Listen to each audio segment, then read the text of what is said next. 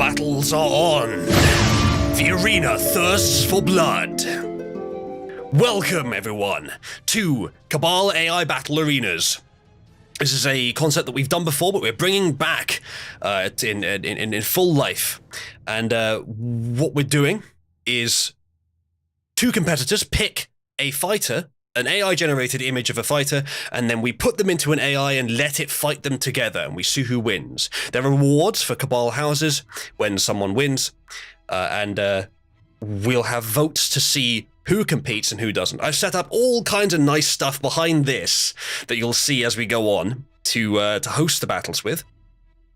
And now, we're going to straight away start by choosing who the fighters will be. So, those of you who are assembled watching in the audience room, if we battle, you don't have to join the host room in voice, but I might bring people into the host room in voice, but you're fine to just do it through text. So if you have a fighter and you want to submit your fighter to fight now, post right now the fighter's name and image and optionally description, and then people can react on those posts and we'll see who gets the most reactions and then get started with the battle. We were going to have go ahead with that now, chat, and we'll vote on them. We were going to have today yes, indeed, Libertine. We were going to have today a battle between Libertine and Chase, because that's what sort of initiated bringing this back, because they wanted to have a house-to-house battle. But Chase isn't here. Thanks, Chase. We're going to try and focus on battles between one house and another house, because we're giving rewards to the houses for who wins in Cabal. All right, Marsh has posted one of his. All right, chat. If there aren't any votes, then I'll just pick. I mean, we could just start with Libertine versus Marsh, given that they're both ready. We'll let people filter in throughout the show and compete their own ones. Marsh, are you aiming to go for the dragons?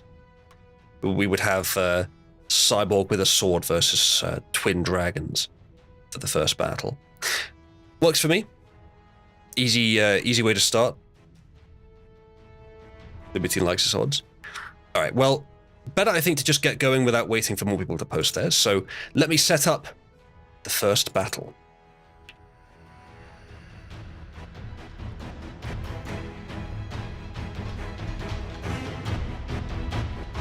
Yes, Plasma, that is the first battle. All right, now then, let's set up on here.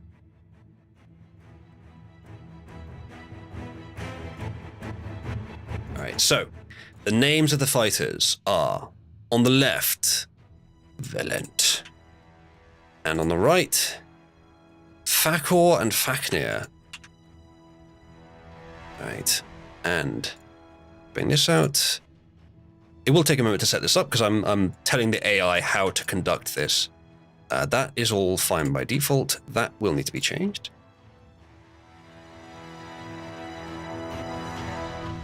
There we go. And then competitor 2 and technically 3. Twin dragons, there we go. And then we get these, put them in there. Okay, that's all fine. All right.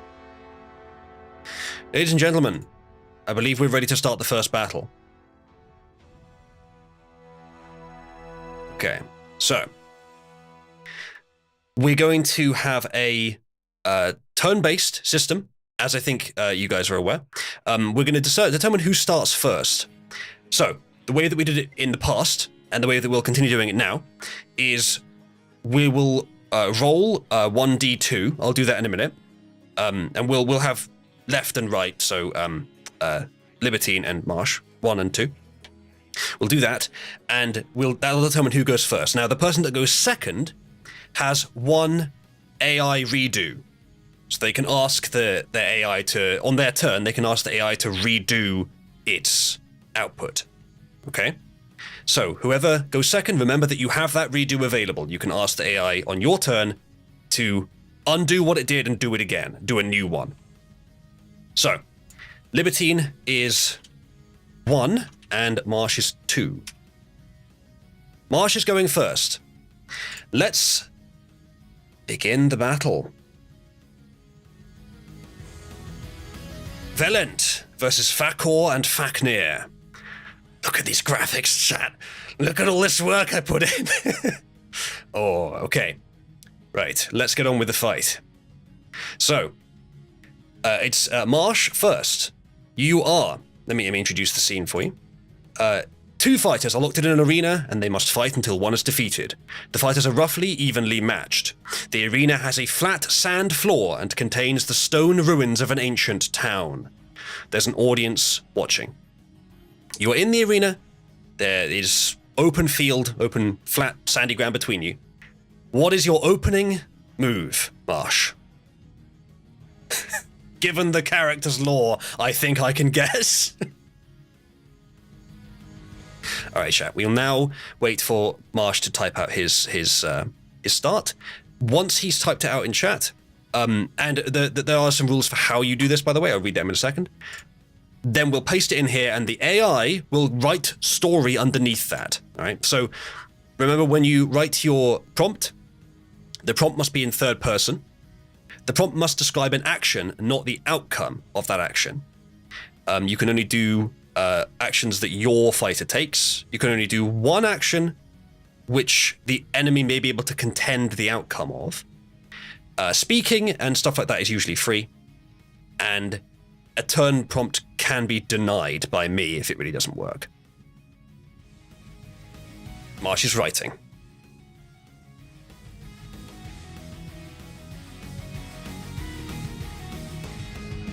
Who's impressed by all the effort I've put into the visuals? All right. Fafnir boosts at great speed towards Velent, and Fakor prepares to breathe fire at Velent. Velent jumps into the air and then does a backflip onto a rooftop of a half-demolished building. Velent looks down at the 2 dragons who were attempting to climb the wall after him. Libertine, your turn.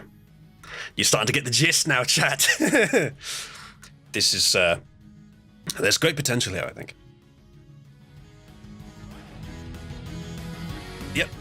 Yep, Plasma. We put in the prompt, the AI writes some of the story, and then we add in some more story. We keep going like that. Remember, hold on, are you 2 in different, which one's mine? Marsh and Cauldron. So if Marsh wins this, Cauldron gets 2,500 points. We worked out earlier, it would only take 60 wins in a row for Cauldron to catch up with Orbos in second. The one thing my boy says is fly, says Marsh, and you chose to climb. Well, the AI made him choose to climb, and that is part of the game. Sometimes the AI will make you do unpredictable things. We will say that the AI is not allowed to yield for you. And I think I may also rule out suicide if the AI kills itself. If the AI makes your character kill itself, I may also rule that out. All right, Libertine has a turn. Velent jumps down towards Fafnir, preparing to slash off Fafnir. I'll put an apostrophe S there for you. Fafnir's left wing. Left wing destroyed. The audience is now excited by the prospect of a wounded dragon and starts giving crowd favor points to Fafnir, but then Fakor unleashes a massive fireball that hits Velent and melts the entire wall. All right. The crowd favor... I may let the AI choose crowd favor, but I think it's going to do it too often. So I'll leave that for now. No crowd favor points on that yet. I may remove the thing that allows it to do crowd favor, but that's just too little to allow it. What we're going to say is the fireball hits Velent, but it doesn't melt the oh no, hold on, no. The wall, yes, the wall in the arena, that's fine. Not the wall of the arena, that's fine. Okay. Well, Libertine has been badly hit. Libertine, that was your turn. So if you want to do a redo, because you went second, you can. But if not, it's Marsh's turn next. If you want to do a redo, then it'll just delete that paragraph after what you typed in for your turn and do a new one instead. AI likes dragons, it seems, says Plasma. Yeah, I think so. So what do you reckon, Libertine? You sticking with this, or are you going to replace it. Keep going, says Libertine. All right, Marsh, your turn.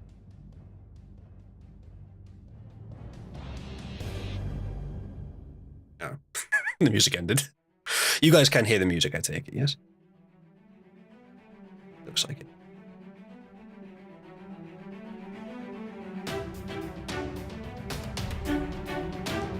All right. Marsh has got very fortunate on his opponent's turn. Oh, what will he do? Fakor presses his advantage, closing in to Valent to deliver a devastating strike. With his claws, Valent parries with his phase sword and then uses the opportunity to leap through the hole he made and fly away. Fakor gives chase. Fafnir climbs into the hole and watches as his brother boosts across the arena. And then it's left it there. We'll just do that. So the dragons have separated. Perhaps waiting in ambush. Hole he made. I'm not sure what the hole he made part is, but either way, Valent has launched himself across the arena and Fakor is giving chase. I think Libertine, it's your turn. Or the fire made. It might have been that, yes. Either way, a hole.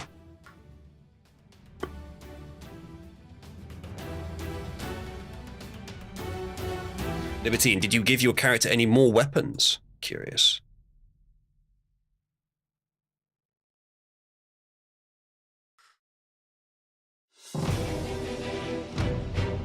Oh, by the way, the music in the background, some of it is from Fox Sailor, who's really good. Some of it is from the guy everyone uses, Kevin MacLeod, who's not bad. And some of it is from totally unknown sources, but they were uploaded on YouTube, and I downloaded them years ago, so they're probably fine to use.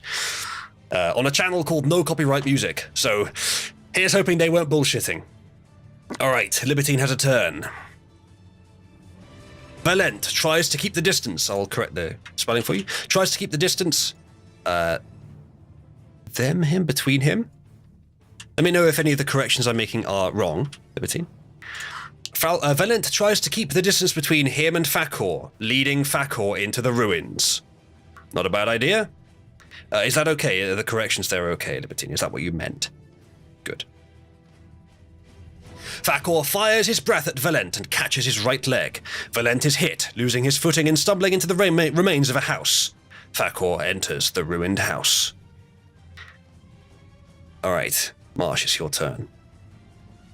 Close quarters. Perhaps not your ideal setting. How will you handle it?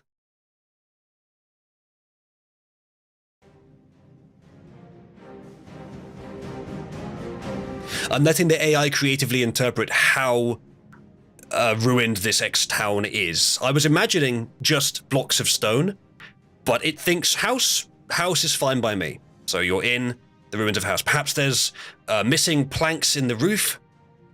Perhaps there's the doors off the hinges. But a house regardless. Some dark corners, perhaps, for your opponent to hide in. Marsh. But Valent is wounded, but we don't count wounds in any official sense. That's up to the AI. If the AI doesn't think the wounds are going to change anything, then they don't. Remember that the other dragon is still... there we go. Fakor summons Fafnir to his side to burn the house down around Valent. Valent is now cornered, unable to fly out without getting caught in the fire. Fakor prepares a devastating blow, the kind that will take off Valent's head. Not sure how he got close to his head, but never mind. Your turn, Libertine.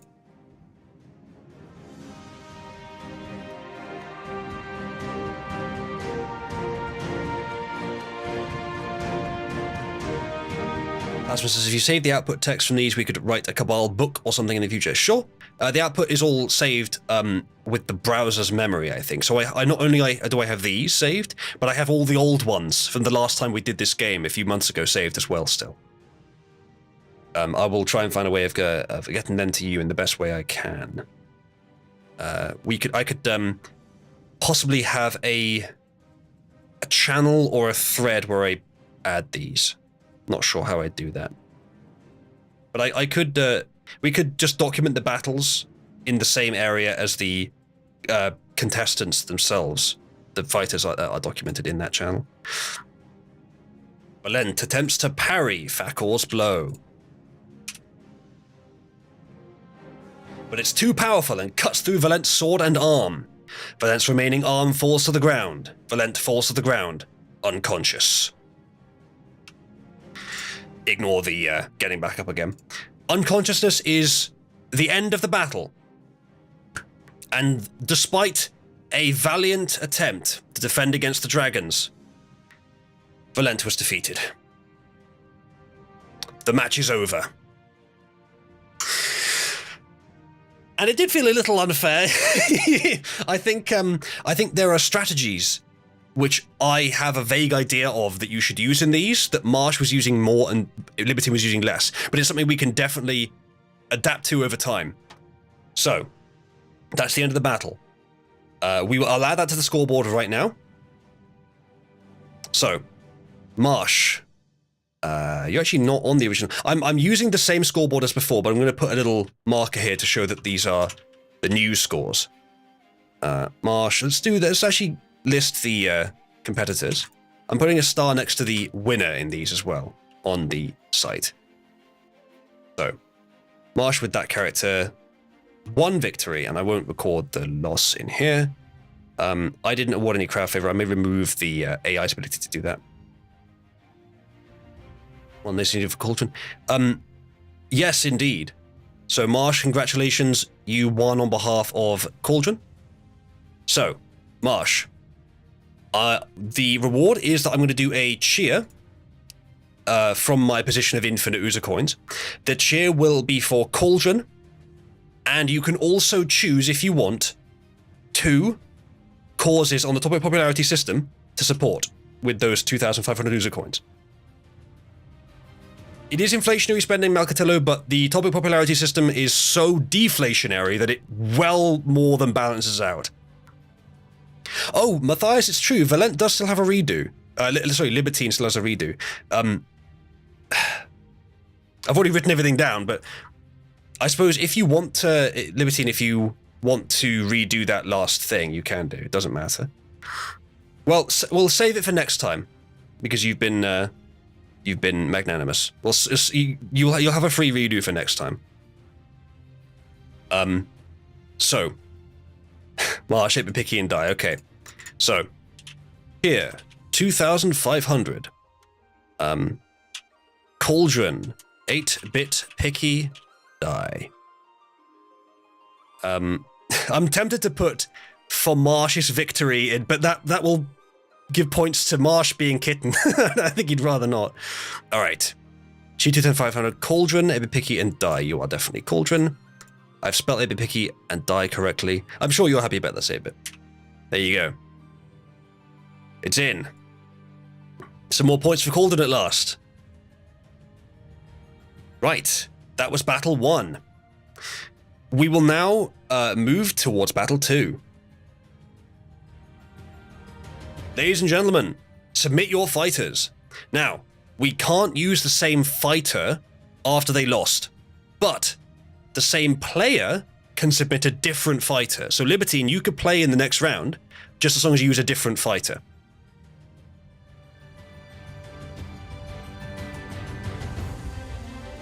All right, chat.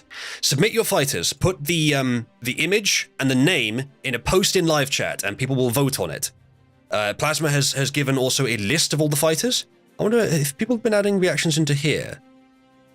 No, we need people that are actually here as well. But there is obviously a preview of all the fighters available. Thanks to Plasma. All right, Enigmatic has submitted his cube. A 2-meter cube floating cube of non-ferrous mystery metal. Defies physics, phases through matter, shifts shapes for fluid combat, bewitches foes. All right. Plasma has submitted Prezimadam H, a high priestess of United Nexus, mistress of all known weapons and psionics. Her only adversaries, clothed from clothed from Hive data centuries ago. Don't know, but it's Hillary Clinton, sci-fi Hillary Clinton, basically. I wonder if the AI will figure that out. Oh, clothed. Okay. You could do bit bleached, because that's the software they use to bleach bit.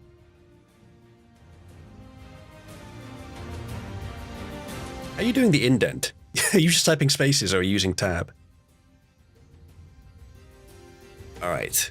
Pigsty has submitted Evgenia Prigost, or however you pronounce that, which kind of looks like a bald female Putin. Pigsty, I assume you have a description for her. You will need to inform the AI of how your character fights. Now, Kaveen, you will need to have, I'll link you the AI battle arena. The rules are there. It's quite lengthy, but the gist of it is that you need to have an AI image for a battler, either made by someone in Cabal or made for this game. You need to have a name, and there's some rules about how the name can be done in that channel, and you need to have a description, and there are also rules for the description in that channel. Once you've submitted them, then we use an AI to fight the two characters between each other, and then points are granted. You did make one already, nice. Okay, so the way that you submit it to actually fight, not just submit it as a possibility, but to actually fight, is just post it in live chat with a name, image, and optionally the description as well in the post. People will react to their favorite. So chat, add a positive reaction, any reaction like a thumbs up, for example, on any fighter that you want to see fighting. You can vote for more than one. And either I will pick two if there are no votes, or we will pick the two with the most votes. So go ahead and vote now. You can affect significantly the content of the next battle. Evgenia and Enigmatic's Cube currently ahead with 2 and 3 respectively. Nakavin, the reason that we're making you submit them again, essentially, is because a lot of people that made those fighters aren't currently here. So we need to make sure that they're actually available to fight now.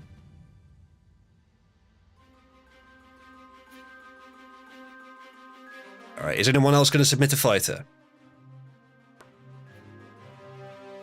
Otherwise it's going to be Pigsty versus Enigmatic. Oh, Nakavin submitted his fighter into the channel. Go ahead and vote for that if you want. That makes sense, correct? I figured you would. Enigmatic and Pigsty are Cauldron and Orbos, so that is a cross-house contest.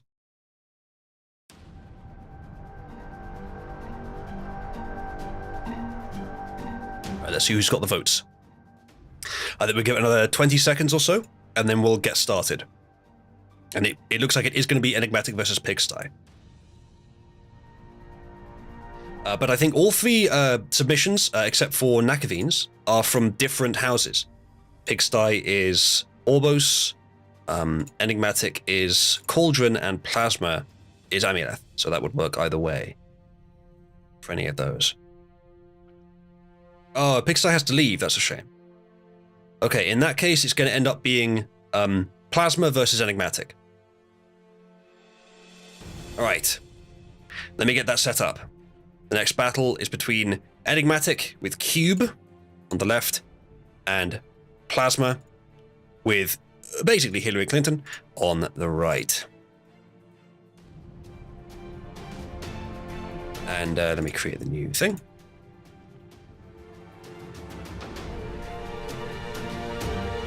Okay, so Cube versus Bresmadon H. All right. To war! Exactly.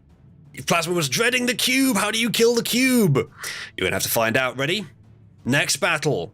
Cube versus Presimadum H. This is Enigmatic versus Plasma. Alright, the battle begins. Let's flip. 1 for Enigmatic, 2 for Plasma. Enigmatic is going first, and Plasma gets the extra redo. So remember you have that, Plasma. People usually forget they have that. Remember you have the redo where on your turn, you can make the AI redo what it said after your prompt was entered. But, Enigmatic, your turn to go first. What will your cube do? You are in a flat, sandy arena, like a Colosseum of ancient Rome, but with a ruined town in the arena. The arena is whatever size it needs to be. There is an audience watching, but you're locked into the arena. Correct says, by the power of Amuleth. Amuleth ascends. Well, you better hope Plasma wins then.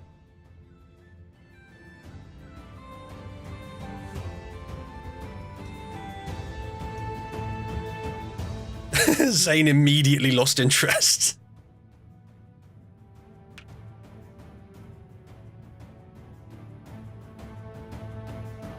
There we go. Bottom energy. Plasma's made some extra art for his character as well. Plasma, do you want me to use one of those instead? It's up to you. Okay. Ideally, by the way, for this, it doesn't matter strictly, but ideally, you want to have a square image for your character. All right, Enigmatic has started. The cube surges towards Prezimadam H, moving to morph... Oh, hold on. Sorry, one more step I need to do. I forgot to do this.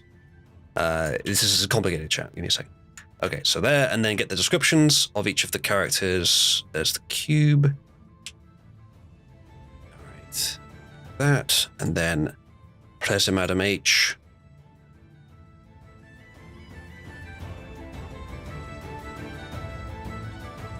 Is... Cube. Is... H. Okay, there we go. And then copy in. Sorry about this, chat. I'll remember to do this next time. There's a lot to remember. Okay, that's fine. Right. It is novel AI, Libertine, yes. The cube surges towards Prezimadam H, moving to morph into a sinuous serpentine jet of metal, aimed towards center mass. Prezimadam H's body language changes to show a lack of concern, and she reaches her arms out in front of her. The serpentine jet suddenly halts. A voice is heard to say, "This is the power of the United Nexus." I think I'll leave it there. If it does a partial output, I will just cut it off at a reasonable point. There you go. Prezimadam H, it's your turn. Plasma. The bolt of cube has lunged towards you, but it stopped in front of you as you declared the power of the United Nexus. That apparently was enough to distract the cube. So it's your turn. Give me a turn, Plasma, written in third person, describing the action that your character performs.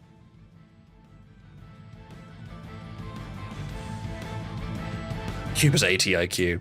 Well, it is literally a cube made of metal. It's not likely to be, it's not likely to be 10 Einsteins level of genius. Not like me, apparently, since I said that last stream. My audience, of course, thinks I'm equivalent intelligence of 10 Einsteins. I mean, I can kind of understand that given what I've managed to create here. Come on, chat. How to make characters, says Bazak. Bazak, I think I already did link you this, but rules are here. You'll basically need to make an AI image of a character, give it a name and a description. But there are some bounds for how to do that in that channel. 10 Einsteins compared to Dev. Oh, only compared to Dev, I see. Okay, well that's still pretty good. All right, Plasma has a turn. The Prezimadam smiles as an orbiting satellite above locks onto the cube and finishes charging its massive laser. Now, I did say you can't have sidekicks, but you know what? This weapon is on theme for your character, so fine. The beam is fired, incinerating the cube and a large portion of the arena in a moment.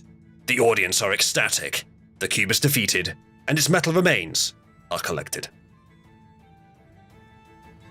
That was quick. And a large portion of the arena. Cube has been suicided. I can't really stop the AI from doing that, from just ending it in one. I even told the AI the battle should last a long time. Look, I can show you. Here, fights are not over quickly. And yet, so sorry, but that's the end of that battle. You can't even use a redo because it wasn't your turn. Marsh went first anyway, so Plasma's the one with the redo. Orbital laser cannon does its thing. I'm sure we can. I'm sure the cube can fight again, Marsh. But for now, wait, was it? No, sorry, enigmatic. Sorry, and not Marsh enigmatic.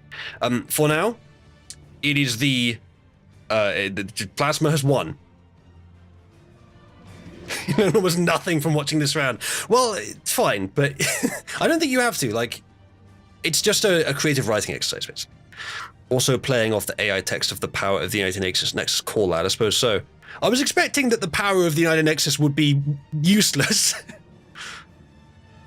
Yeah, I think the chat, press 1 if the cube had evidence that could indict Hillary Clinton.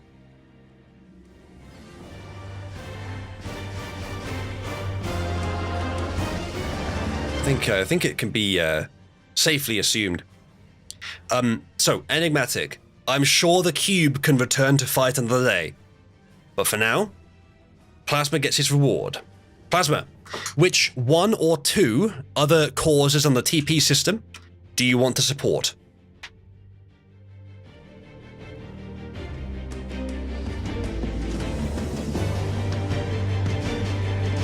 Obviously, okay, March and die, okay.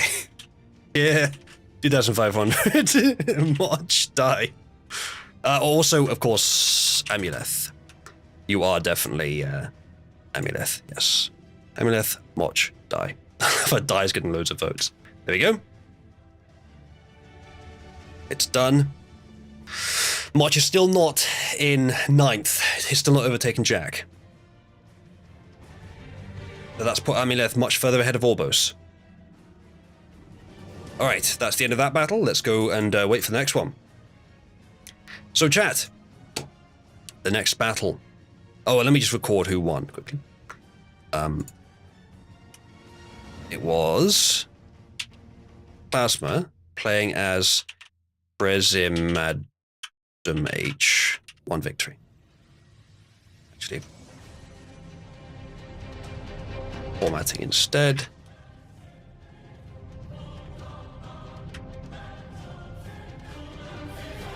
Okay.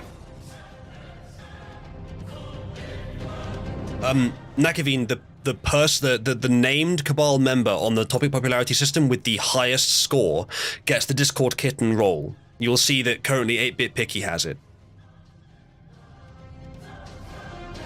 So, that is the end of that battle. We will now do a new one. Mark that as the victor. Okay. Chat, submit your fighters. And I do recommend that, Kotrak, you go ahead and submit it anyway, because we have, I don't think there's much to learn, really, before you go in. And remember that as long as if your fighter was defeated, they sit out 1 round, but then they can come back the one after that.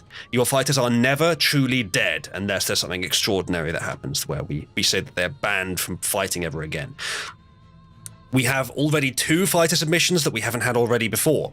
Anyone else that wants to submit one, you can. At this point, was it Valent? Could be submitted again. We repost the candidates each time. You will be, yes, because I don't know if people are still around. So, we have as our submissions Zulahu, the antithesis of the King of Cabal. He is everything Uzlu is not. He is French, loves elves, and streams on a regular basis. Yep, that's completely different from me. Made by Classic. Yes, it's one of the free-to-use fighters, I think. That one has 3 laughing emotes, so I think that one's going to be fighting. And Marsh has submitted Crassus, a knight in service of his nation. He has been trained by the greatest teachers of the realm in tactics and has mastered fighting with any melee weapon. And we also have Huniz, a tanker felled in the Continuation War, resurrected by a godly mage, summons a semi-autonomous BT-42 tank and carries a bolt-action carbine from Nakavine. And then, from Kotrak, Barbie Robertson. Whatever. A famous celebrity / illusionist / special forces operator with magical glocks, magical daggers and magical grenades and strong psychic powers. I, Barbie Robertson, have returned from beyond the grave to perform my next trick. Who's Bobby Robertson? Also, I like how Bobby Robertson there appears to have the torso of a female.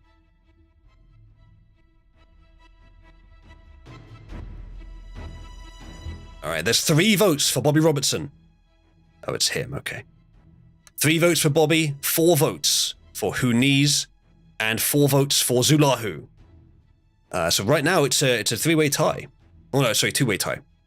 Right now it's going to be Nakaveen versus Zulahu. Childbearing hips on Bobby Robertson. Oh no. The original Arcane character, okay. Alright, we'll give it another few seconds because there's already plenty of votes. It looks like it is going to be Libertine versus Nakaveen, Zulahu versus Huniz. And Nakaveen, am I pronouncing that right? Is that a pun that I'm missing? Yes, he is wearing a corset, I noticed that.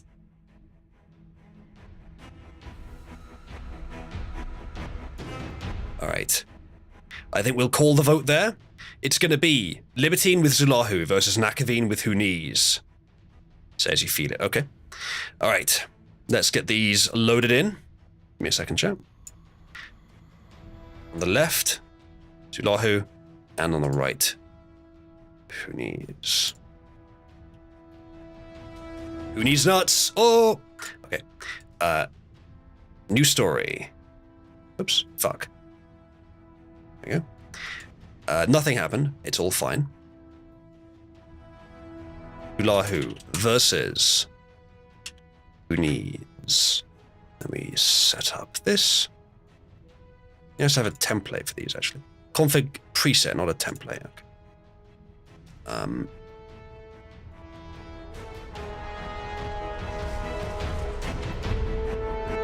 Zulahu, the antithesis. I will allow the as the first word of your description, as long as it's not a description of your character as like a singular entity above all others of its type. Which, being the antithesis of something, isn't really that, so that's fine. Although you probably should modify it to start with a basic description and then say he's the antithesis near the end or something like that.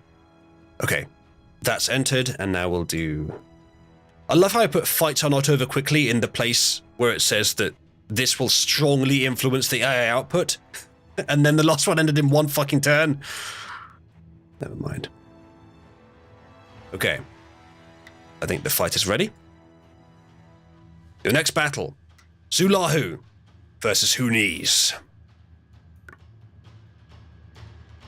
Let's do a roll. Huniz, Nakaveen, is going first, which means that Zulahu, Libertine, has a free redo, which means that you have 2 free redos because he gave you that one from before, which maybe isn't that fair on Nakaveen, actually. Whatever. So remember that you have that. Nakaveen, take your turn.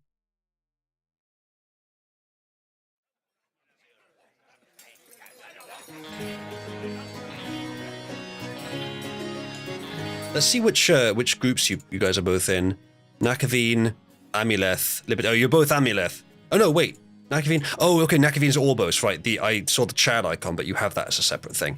So it's Orbos versus Amuleth. And Orbos could use that 25, especially after Amuleth defeated, I think, Cauldron.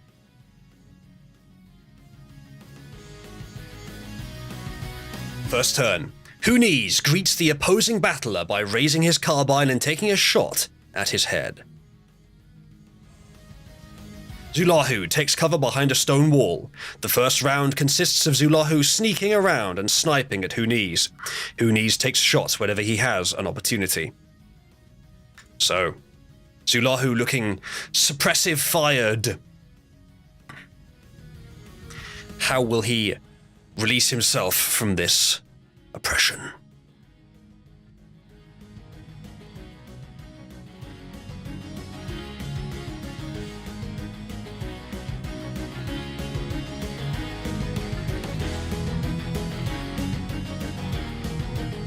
You know, I have somewhat of a preference in this battle, a slight bias in favor of the one that is not literally written as the opposite of me.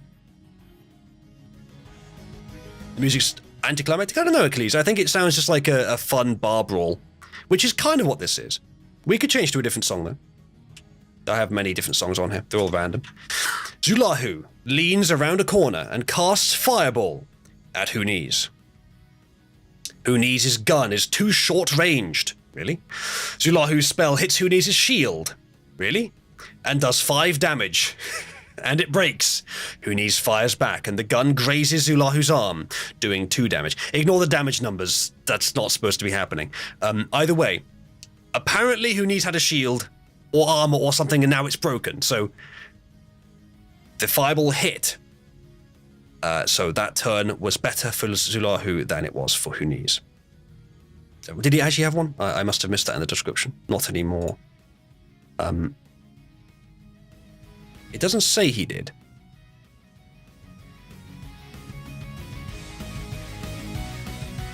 He never had one. Well, he certainly doesn't now. No doubt he doesn't have one now.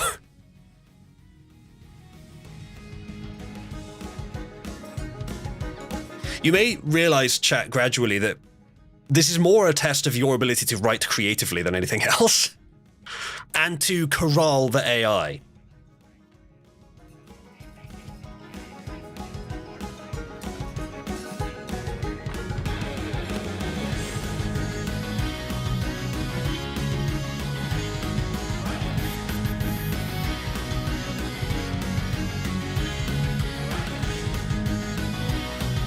So, what will Nakaveen do? Nakaveen, what's the P-can in your name?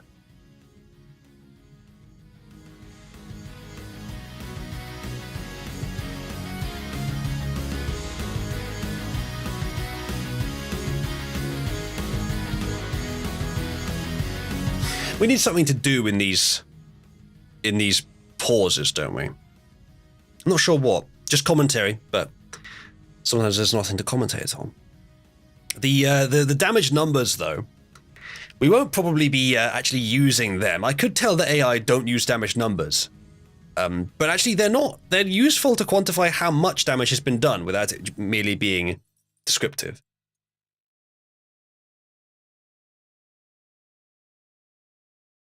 Indeed, Plasma. That's fair. All right. Next turn. Huni's accepts the challenge and ups the ante. He raises his fire-grazed left arm, and a steel beast materializes behind him out of a sphere of magical lightning, which he swiftly enters. It's not going to realize you mean a tank. So I'm going to tell it.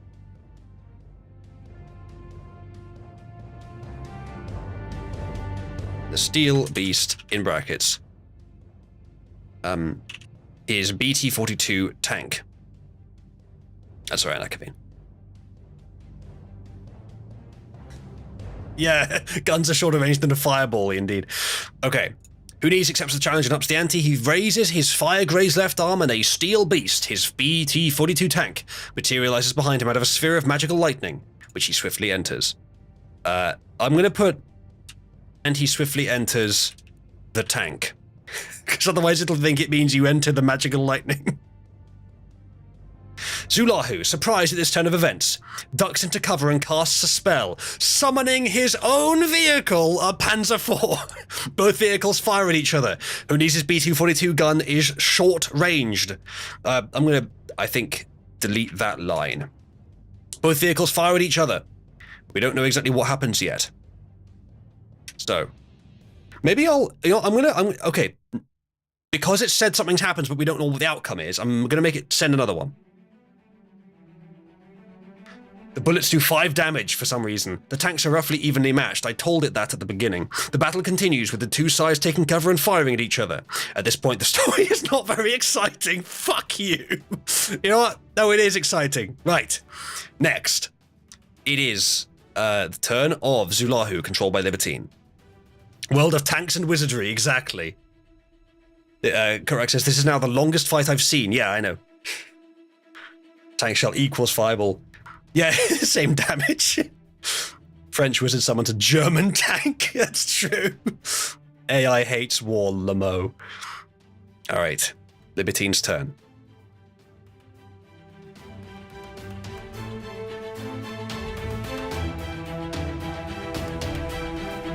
As I like this, they'll get out the tanks after they break and we'll have a boss battle part 2, I hope. Well, that would be nice.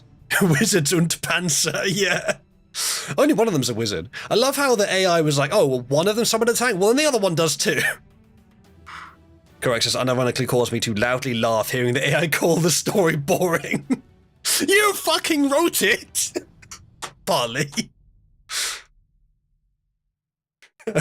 Tell it, do not declare that the story is boring.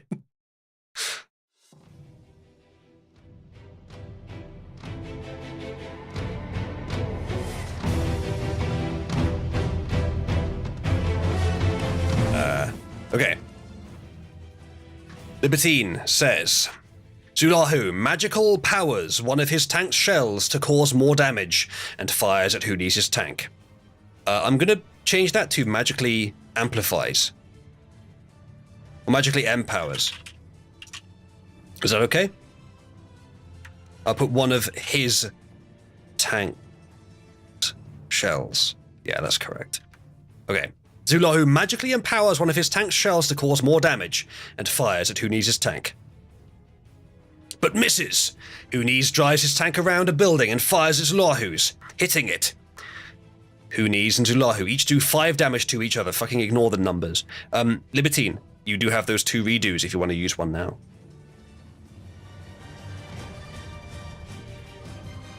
Not yet, okay? The man is careful. In that case, it is Nakavine's turn.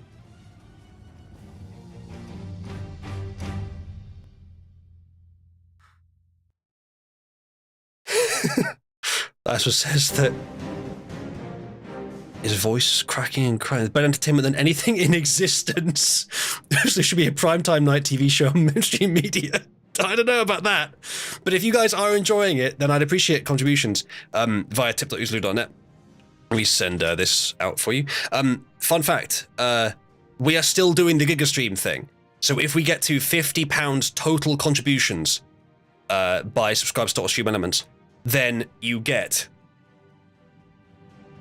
this Boomer Cam.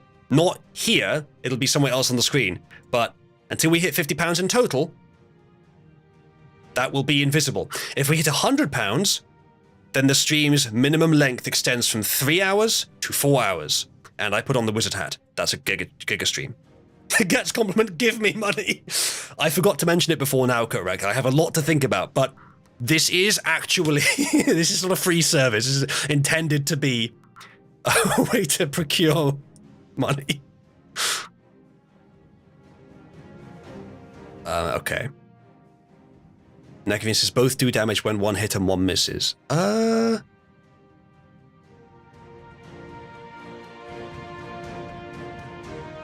yeah. Ignore the each do damage to each other. Like, that, we could just delete that, actually. You know, it literally doesn't do anything. I'm going to delete it. So, yeah, I'll leave it like that. Mental damage, yeah. Yeah, when it's just numbers, ignore it. I'll probably tell it next round, don't use numbers to... Actually, I don't know, because, again, like, it does help to quantify for our benefit. All right. Nakavine is making this very militaristic, I think. That's okay. See if the AI understands it. Behind the building, Huni's steals his aim and soothes the machine's spirit, then fires the precise 16-kilogram high-explosive shell at the Panzer's treads. I'll put an apostrophe in Panzer's. Send. The Panzer IV is knocked out and disabled. Zulahu's Panzer is knocked out. Thank you, you said that. Zulahu, the fighter, has been knocked out. Huni's BT-42 is also knocked out and disabled. I guess it's out of fuel. But it doesn't matter if it's out of fuel, because that is the end of the battle. Zulahu has been knocked out. Unconsciousness. That is the end of that battle. Huni's is victorious. It was closer than the others in that it was a longer battle, but that's the end of that. It was a close fight somehow. Yeah, one of them had a tank, but hey, the anti-Uzulu lost, so I can extract some minor pleasure from this. Incidentally, if anyone does want to send a tip, I would prefer it. In that case, it doesn't matter. That I think is what I was going to say. I prefer it through Stream Elements because it comes to me quicker. Thank you, Plasma. It'll take a few minutes to. Oh no, there it is. Plasma, Matthias. Oh, two different people. Okay, two different tips came in at the same time. Matthias says, "Tomboy supremacy, bring out the boomer cam." Thank you. That is just under enough. However, with Plasma's tip added on, which should appear in the chat in a few minutes, my bot gets them slowly when I haven't told it I'm streaming, which I haven't today. With that combined, yes, we will get boomer cam, and I'll find somewhere on the screen where it can go that isn't too obtrusive. I don't know where, actually. Maybe back here. And I will also crop it so that you can see just where he is. If you have any other suggestions for where on the screen you think it should go, chat, I'm open to it, but the screen is quite full of stuff. There you go. Achilles says, this seems like it's a cover for you to correct your community's grammar and spelling. Sure, why not? Okay, let's do the victory. Hunis was the victor. Gets a little star next to it. Let's go to here. So, let's mark that victory down. That was victory for Nakaveen.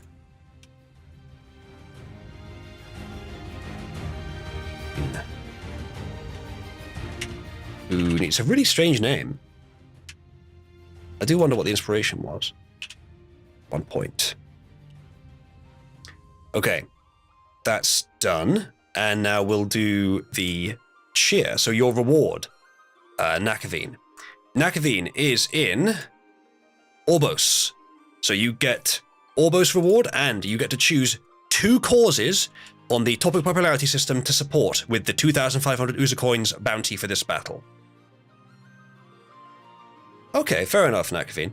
That makes sense.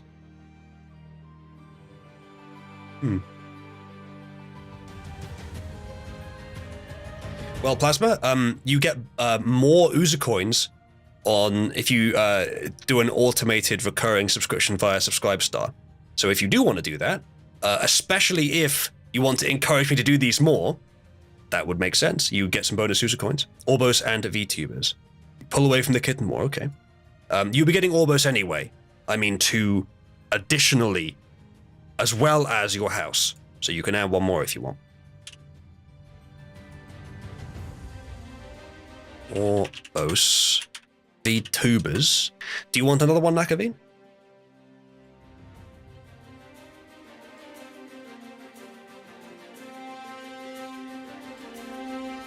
No, no, not 2 for Orbos. You can have 3 causes, but one of them is your house, and then you can have 2 other causes.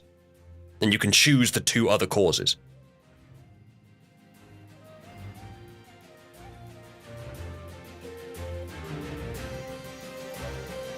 So VTubers is your first. Do you want another one? You don't have to. Spiral then, okay. Go. Orbos is catching up. 2 more battles and Orbos will be on the lead. 2 more victories, that is. Okay. Now then, next battle. Ladies and gentlemen, submit your fighters. Creamer Kong. Alright.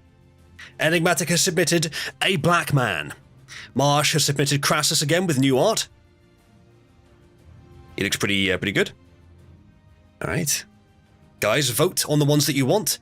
Kurak has submitted Bobby with an extra long name now. Bobby Zatorikusuta. I'm sure that accent is read a different way. NTS has submitted Orbus the Wizard.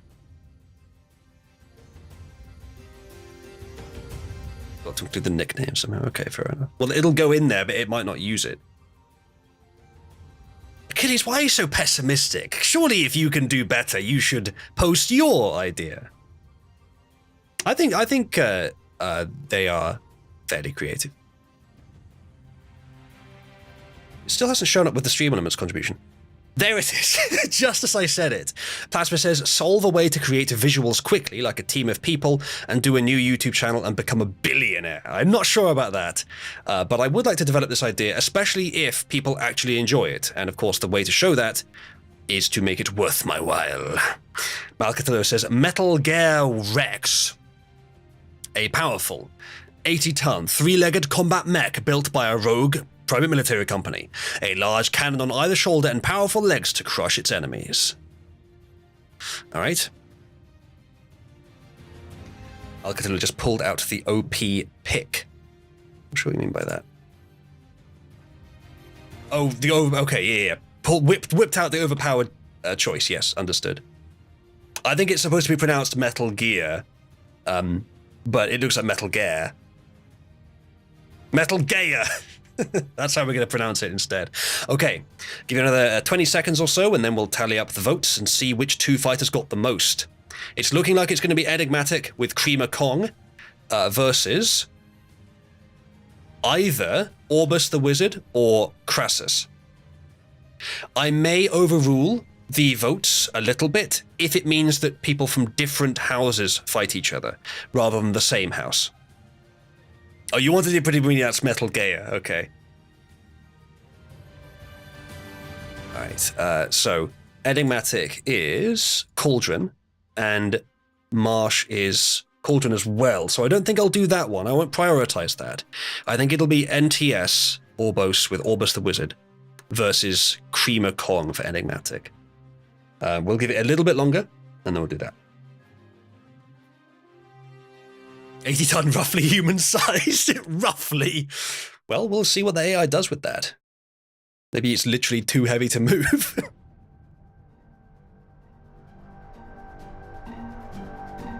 Marsh, you certainly could go in the next one, if your opponent is not is not in the same house as you. All right, let's have a look at the votes. Creamer Kong gets the most votes overall versus Orbus the Wizard. That'll be the next battle. Enigmatic with Creamer Kong versus No Trick Spelling with Orbus the Wizard. All right, let's get them set up. It's Creamer Kong and Orbus the Wizard. And then set up the story. Can I possibly just copy? Duplicate story? Yes, I can. Duplicate the story, so it keeps the same details, and then just delete all the text and change the title. Yes, that's much quicker. Okay. Good. Glad I figured that out. Creamer Kong versus Orbus the Wizard. And of course, I will need to change the description of the characters. Creamer Kong, an abnormally fast, tall, eldritch horror of the hood. Crawls on walls and ceilings, good at theft, hurts opponents with racial slurs.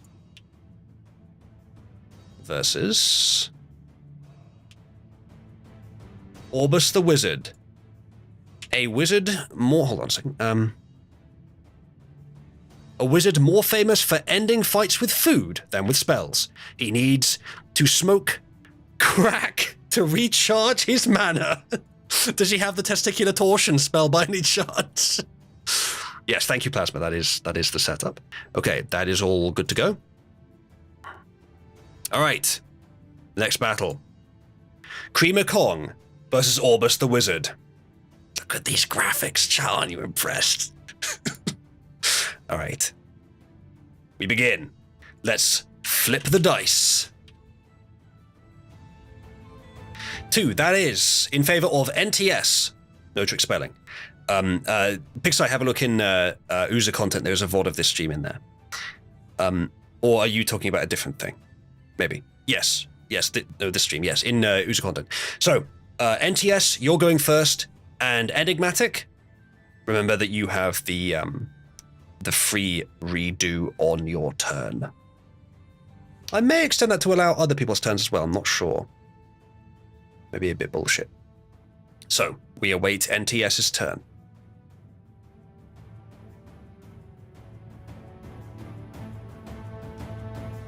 I should still be streaming onto the Cabal community channel, unless that's broken.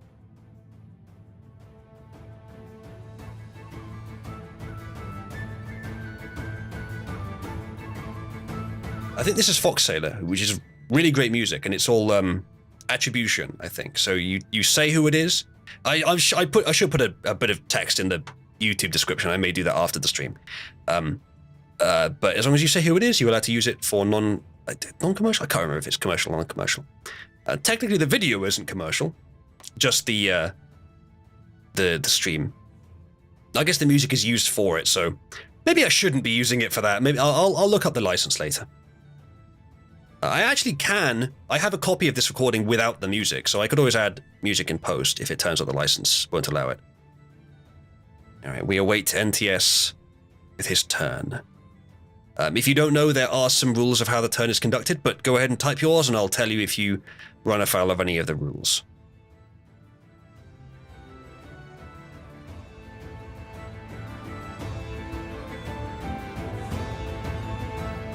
I think I should design a system whereby you can contribute a certain amount to give the dog a certain special little something. And I should do like, it can be done once an hour. Like or maybe once every half hour. So for every half hour time slot, if at least, say, £10 is given in that half hour time slot, then a treat is provided. All right, NTS is his first turn. Thinking his foe is just hungry, I'll respell that for you. Orbus casts cookies in an attempt to fatten his opponent up. Creamer Kong is offended by this racist action and declares that the crowd will award crowd favor points to his opponent as punishment. The fight drags on. That's so fucking stupid, but whatever, fuck it, we'll go with it. It's Creamer Kong's turn now, and I think I'm going to give a special award there, which I just have a little list of them here. Special award to Enigmatic. Hold on. Enigmatic. Magnanimous with favor because cookies. There you go, that's the special award. I need to do a better UI for those, but for now, we'll leave it at that. You guys can't see them for now, but bear in mind that it's there. I have noted this down as a special award. Wild matchup. It is a wild matchup. Wizard versus Nicker. Oh no, now I can't use this anywhere. Damn. I have to beat myself. All right, it's Enigmatic's turn, and there is the turn. Der Creamer Kong rapidly flips horizontally towards Orbus like a shuriken, whilst assuming the standard Harlem swastika pose, moving to steal Orbus's robes and incoherently screeching, ear-piercing racial slurs. I'm gonna change Der to just Creamer Kong. I don't know what the Der was there for. It won't understand Der, I don't think. Or it might just ignore it, but you never know. Before being shot by the crowd. What?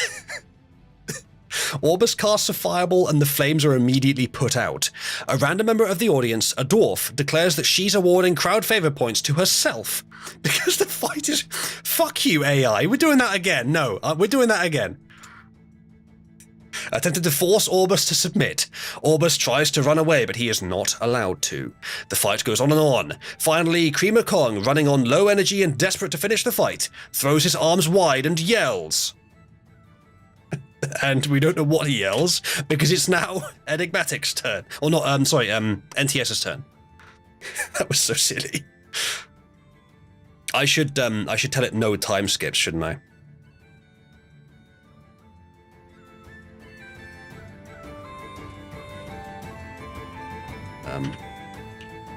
Tell the story in real time with no time skips. AI got really confused. Karak loves the crowd. A member of the audience just stands up and says, "I'm bored, I get a point." And that was apparently was important enough to describe. By the way, look, it's just a tail pointing out.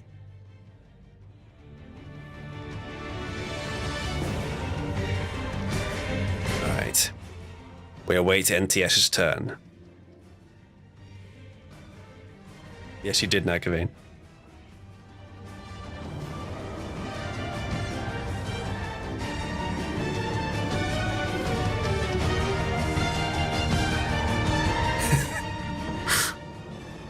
Alright.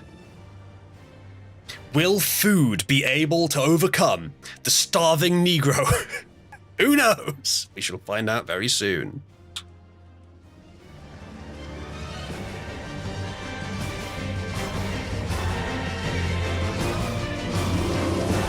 Oh, here we go. Orbus smokes crack to recharge his mana. Then he casts infinite breadsticks in every direction.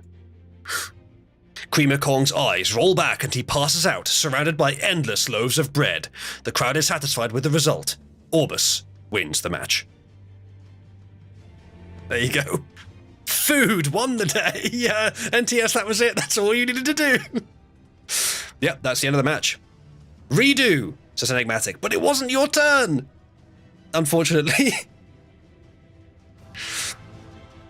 Crack always beats blacks. Victory by garlic bread. I think an infinite garlic bread of base to victory is the right way to end this for Cabal. So I'm going to write that down as a special award. No trick spelling with the infinite garlic bread victory. You don't get one since you started second. You do, but it's only for your turn. That was his turn. You only get to do the redo on your turn. Yes, it was infinite garlic bread victory. That's true. You didn't specify garlic, but I'm inferring and imposing that it was garlic. There you go. That is the end of the round.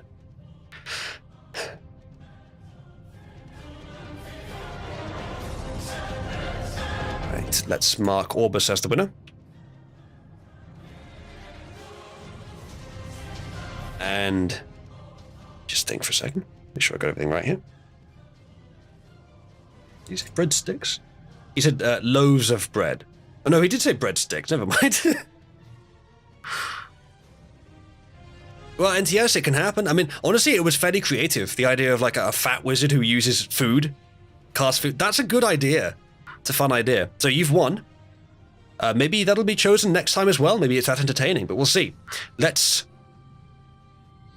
wait for the next battle. So, I've noted down the victor. No, I haven't actually. The victor was no trick spelling using Orbus. 1 point. And you will get a cheer in your favor.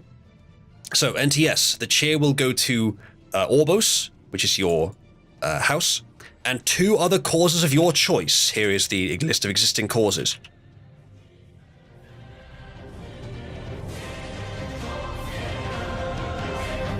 So, which 2 causes do you want? And I suppose while you're deciding, ladies and gentlemen, next round, submit your fighters. Submit your fighters with a title, a description, and an image in the message, if you would be so kind. And then chat, vote on which fighter you want to see enter the arena next. And I will, before we go to the next round, I'll wait for NTS to pick his 2 causes.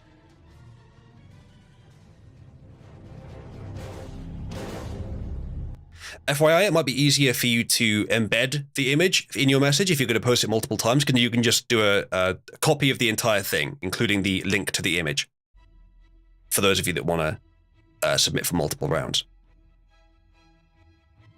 But what you've done here is, of course, fine. Remember, if you want to play, but you don't have a character, you can have a look in the free-to-use characters section in the AI Battle Arena channel. There's a thread made by Classic, and he made just loads of these free-to-use characters. If you want to use one, you can just grab it. He's given permission. You can grab that, and he already wrote descriptions.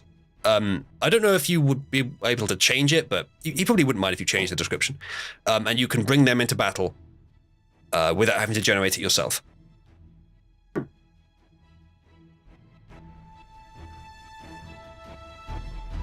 Jumping in with a tomboy would be overpowered, yes.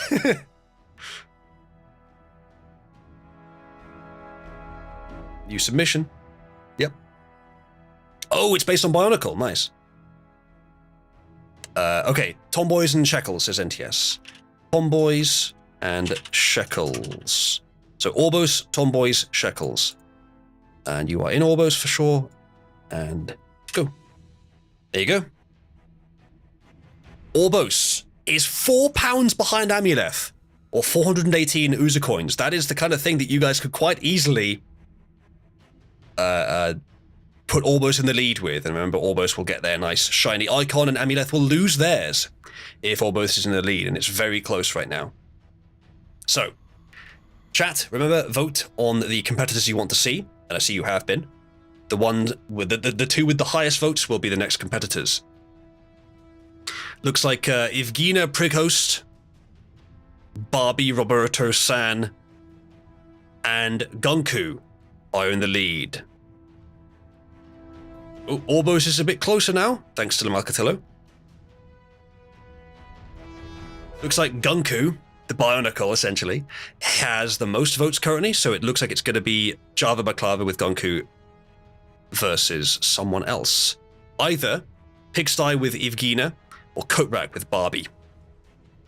Not Barbie, but Bobby. So chat, it's a tie currently between Evgena and Bobby. Vote on which one you prefer. Thanks to Plasma, Amuleth has pulled ahead. Whoa! Nakavi just put 10,000 into Orbos. Orbos is now £100 ahead. That's quite convincing. Quite a convincing, commanding lead. I think I will switch over the icons in a moment. Big moves from Nakavin here. So that is the equivalent of £100. Just about $130, $120.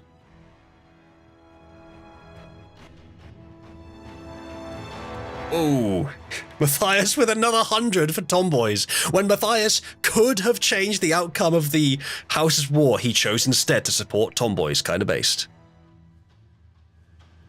Indeed, Java. Classic Spire.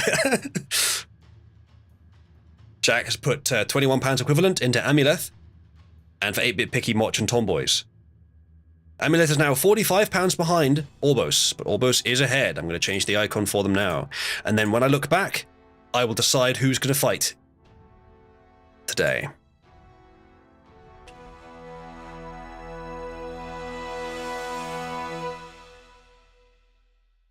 Alright, the icons are switched. Orbos now has their icon, and Amuleth has lost theirs. So, let's see who's going to be fighting today. Gunku with 3, Crassus with 1, or actually 2. Hold on. Yeah, 2. Bobby with 3, and Evgeny with 2. So it's going to be Coatrack with Bobby versus Java with Gunku. I'm going to do it in the order that they were posted. So Coatrack first. Coatrack on the left with Bobby. And Java on the right with Gunku. Let me get the descriptions written in. Talk amongst yourselves. Right. So.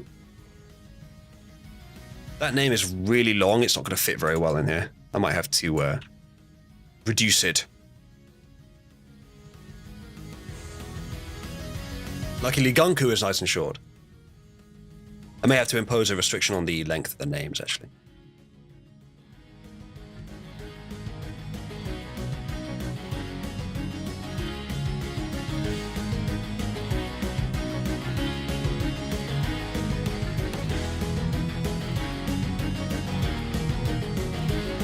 Right.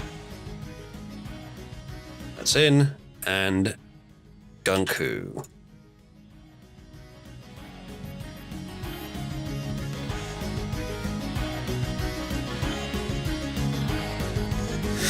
Right, that's all in, all ready to go. Delete the text, make sure we're still at the previous battle.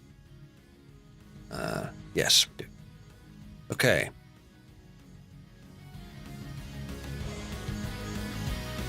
I think that's good. I think that name is going to be too long. I'm going to remove the, no, I'll see actually. Right, battle number something, 4, I think. Yeah, that name is way too long. Okay, I'm gonna remove the nickname just for the display. There we go. Still a bit too long, but we can still see it. Barbie Roberto-san versus Gunku, and that is Coatrack versus Java Baklava. let's begin. We'll roll for who goes first. It's Java Baklava with Gunku going first. Correct, you get one free redo on your turn, remember that? And now we await Java's turn. What will he open with? It is a flat, sandy arena, like of the Colosseums of ancient Rome, with a ruined town in the arena.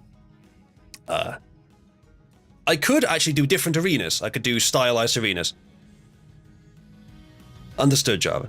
Almost no one who's here has played a game before today. A few people did, but most of them I don't think are here right now. Matthias, this is the 140 limit character limit for the AI to curb Cabal's autism, just for convenience, really. And the more you write, the more potentially that you could take advantage of. Then again, maybe I should say like a minimum character limit of like 280 or something, just so you have to put detail. But I don't think that's necessary. I keep it simple. I keep it easy to understand the character. If you can condense more data into less space, it's usually better in any context.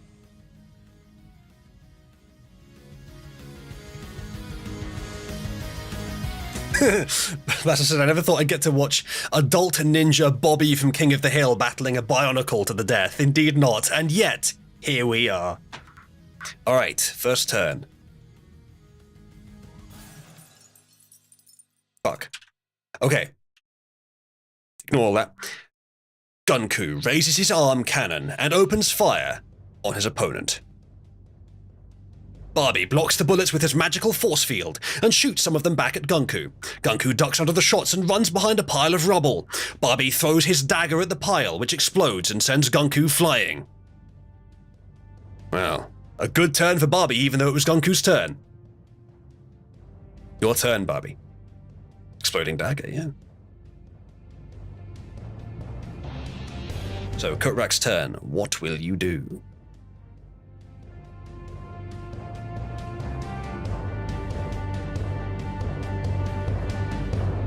Will you take off your corset and stun him with your breasts? Because the character art kind of looks like that. Look, I can show you. See? Can you tell I'm just proud of my of my interactive stream display? Femboy Bat Bobby. Darth Twink.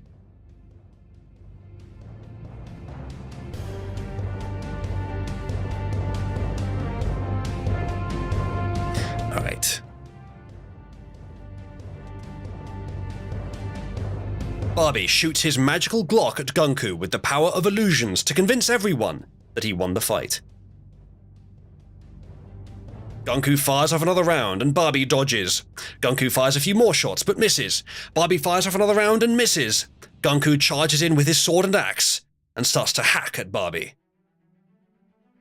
So far, both turns have resulted in nothing happening for the person that took the turn, but the other person getting some advantage or some small win. Korak says redo. Okay, we're redoing that last thing.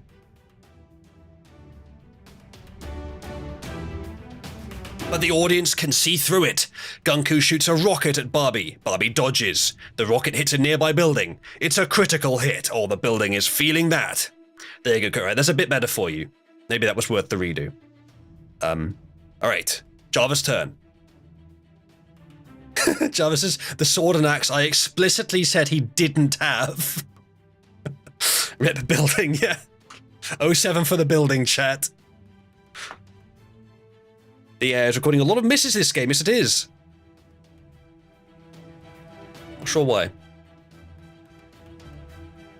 Alright chat, as a reminder, the stream's minimum length today is 3 hours, unless a total of £100 is given, and so far we're at about, I think 64. So if 36-ish was given in total, pounds or equivalent in real money, then we would have a longer Giga stream, 4 hour minimum, and I would wear the wizard hat. Alright, we are now awaiting Java's turn.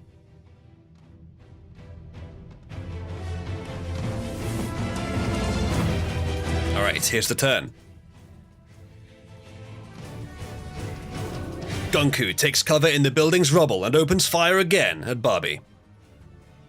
Gunku shoots a barrage of bullets at his opponent. Barbie uses his telekinesis to redirect them.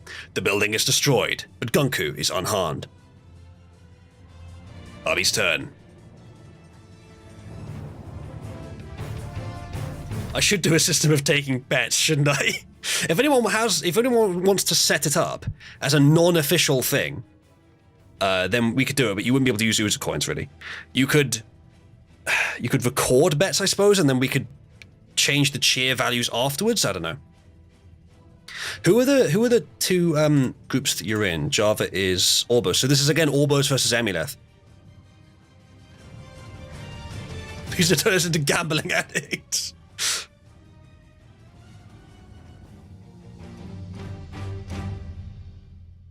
Right. We await Correct's turn.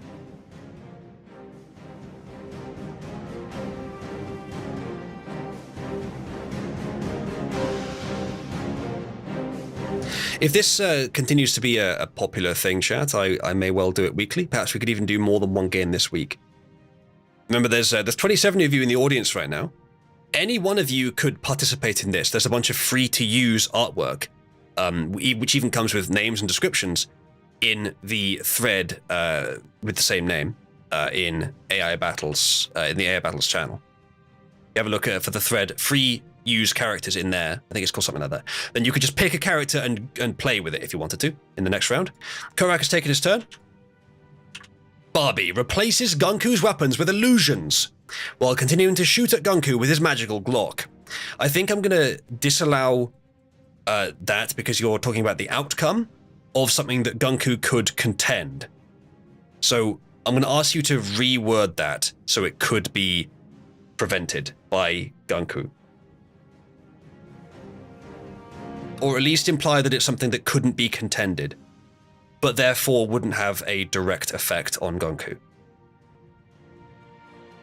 So if you give me an amended version of that. There are rules for how the turns should be written in the channel I just linked. And that is one of them.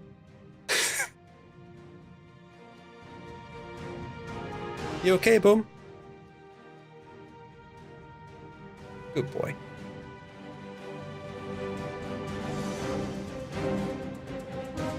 Was it worth your 50 quid, chat? Korvac says, Barbie uses illusions. Hold on. Barbie uses illusions with the intent of sabotaging Barbie's... Wait. You mean Gunku's weapons? Right. Barbie uses illusions with the intent to sabotage Gunku's weapons while he continues to shoot his magical Glock at Gunku. That was an illusion, understood, Korak. Send it. Gunku is now very angry. Gunku shoots an exploding arrow at the building, blowing up Barbie's shield. Gunku reloads. Barbie is still standing, but he is now bleeding and his left arm is missing. Oh no! Insert quote from King of the Hill here.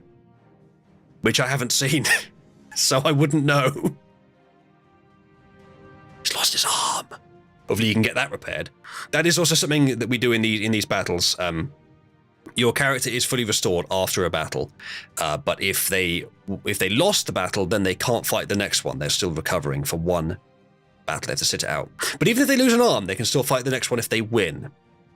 Korak, I think you've already used one redo. You can't have two. There's one per battle. That's the benefit of going second. You get the redo. Indeed, Plasma. Like League of Legends, they're just like avatars that can be regenerated. It's very much like that, yes. Yeah, correct. Libertine had two because he was magnanimous about not using one earlier when he could have used it to undo the victory of his opponent, but chose not to. Which I thought was very, very good of him. Java says, so only the person who goes second gets one redo. Yes. The person that goes first gets the advantage of going first. It's like Hearthstone with the coin. I should put that in the rules, of course, about the going first and second thing. I forgot to add that in. I'll do that later.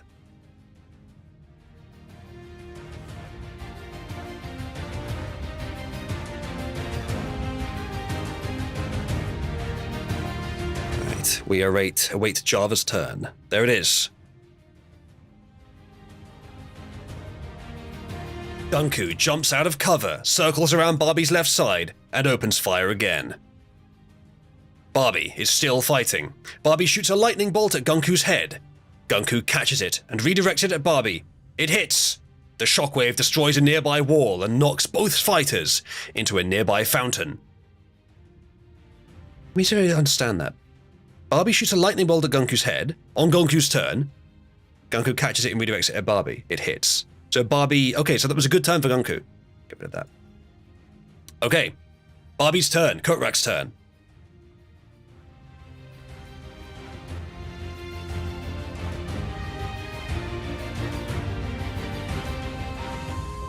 I'm glad this is such a spectacle, chat. I wasn't expecting quite this many of you to join. I'm happy. I love how Wes is still down there playing GTA. I'm sure he's not, but I imagine him sitting there like, oh, Uzu's doing one of his silly things again. I'm ignoring it. Like like when I just spend the entire stream just messing around with Die and Notch. A lore rundown. Well, Bazak, the lore is pretty much what you've seen. It's just a battle arena. I may extend this to more things later. We can certainly, like the idea of using the AI to run a D&D game is not new. We could certainly do that. But I think a battle arena is much more interactive and requires a lot less knowledge to get into. Oh, it's okay, special event. Fair enough, Jack. No, I'm not upset they can't make it. We've got plenty of people here. I just do find it funny that that only some of the things I stream about Wes is actually interested in.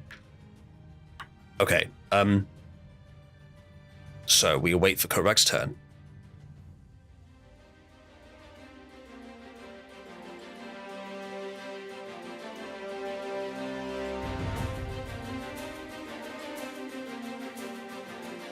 And we are about halfway through our 3 hours, chat. If you want to extend that to 4 hours minimum, then there needs to be £100 contributed total, and currently about £64 has been contributed total, so about £36 more contributed in total, and this will be a 4 hour minimum stream. Kotrak has another turn. Barbie casts an illusion of police drowning Gunku in the water. The spectators cheer for Barbie. The judges are impressed.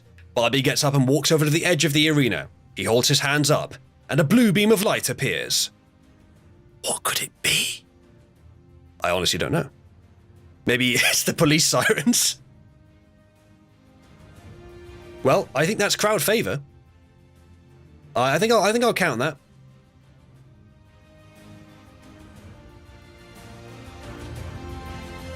Maybe I should do a special award. Maybe we shouldn't do crowd favor, we should just do special awards. Maybe count them in some way. Not sure how.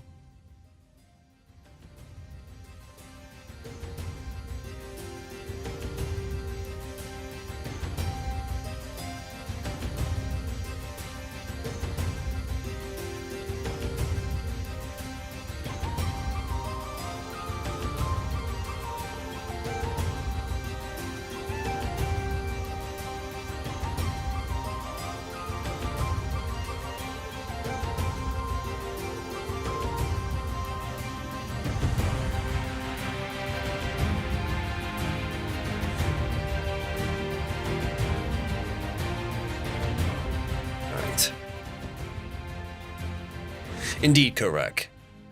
That's fine. All right, it's Java's turn. Oh, here we go. Quick turn. Gunku jumps out of the fountain and opens fire at Barbie. The beam is destroyed. Barbie summons his magic daggers. Barbie casts a spell to make his daggers fly faster. They cut Gunku's head clean off his shoulders.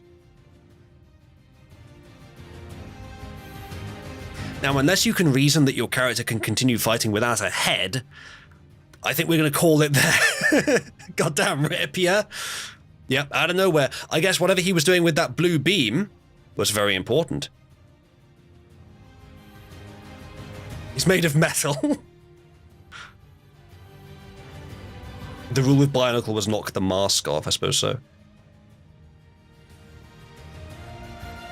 Well, I think we'll call that the end of the battle then. Barbie wins. It was quite close. Correct, putting some flavor text. Mask is off, plus head, indeed. All right, good battle. Coat rack.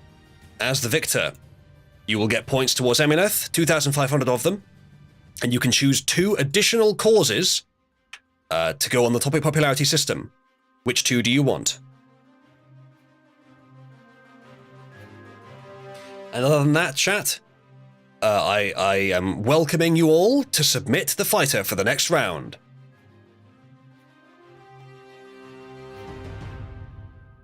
All right, I'll list the victory there for Kotrak with Barbie. 1 victory. Right.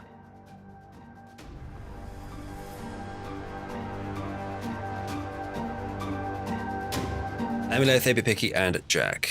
Sheer 2,500. Amileth, 8-bit Picky, and Jack. There you go. Congratulations, Kotrak, on that victory. Amileth is only £20 behind. 1 more victory in the arena, and Amileth will be in the lead. Once again. It's time for show, says Marsh. You can submit multiple fighters, if you want to.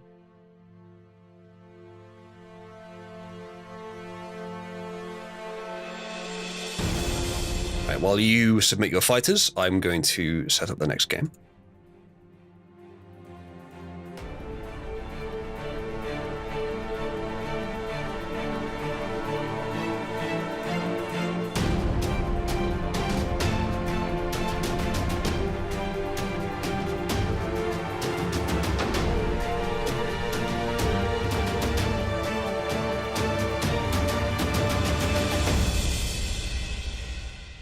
Five Lolbertine as a new fighter submitted.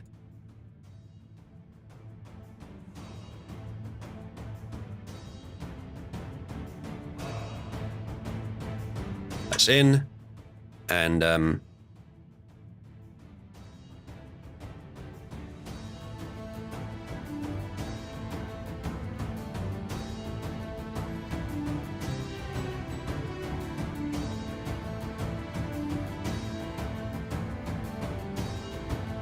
that's fine. Copy that in. There we go. All right. Was that a contribution that just flew off the screen? It will appear in chat eventually, but do I even have a way to view it? No, assuming it's been a bit awkward recently. I will have to wait until it appears in chat, I'm afraid. Sorry about that. I will try and fix that in future. Okay. Fighters have been submitted. Chat, vote for your preferred fighter, and they will take part in this next battle. So let's see who we have. We have Crassus the Knight again with 2 votes. We have Metal Gear Rex again with 2 votes. 5 Lolbertine with 1. I guess that's a vote. Krabusi with 1 vote. And Valent with 1 vote. And then Mercenary, a new submission by Enigmatic.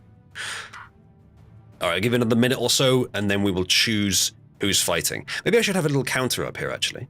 What would be the easiest way to do that would appear on the stream? Not sure. I'll think about that for next time.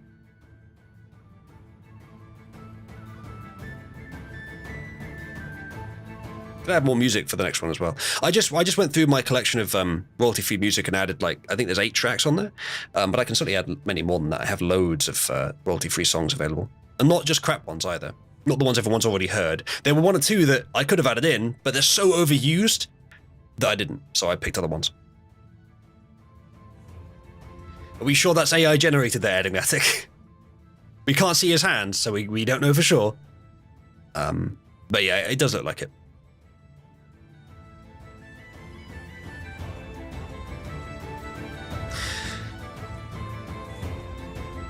All right, let's see who's getting the votes. We have, so far, oh, there it is. NTS says, Cabal, where creative writing is actually creative fighting. Almost Tomboy's Shekels. Thank you, NTS, for that contribution. You took his picture back in the day. Back in the day, I see, from World War II. Okay, that makes sense. You guys having F Discord issues? I see people leaving and rejoining. Thank you, though, NTS. We are now only about £16 away from a 4-hour minimum length for the stream. We're over halfway through our 3 hours already. All right. Let's call the vote there, unless there's a draw, and I will now read out who is going ahead. So Krabusi has 3. Oh, thank you, Meat Bun. Who says tomboys and spiral supremacy and 8-bit picky to continue as kitten. All right, that puts us only 6. I think it was 6, 30. Yeah, £6 away from a 4-hour stream minimum. Thank you. 5 Lolba team with 3 votes, and unfortunately, Crassus and Metal Gear Rex will go in maybe next time. It's going to be 5 Lolbatine versus Krabusi. Let's make sure they're in different houses. Orbos and Cauldron, yes, they are. Okay, those are the fighters. 5 Lolbatine, which is a mockery of 4 Libertine by Pigsty, versus Krabusi, whose name is kind of clear what he is.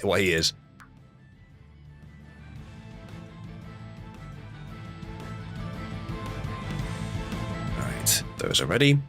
Let's copy in the names and descriptions.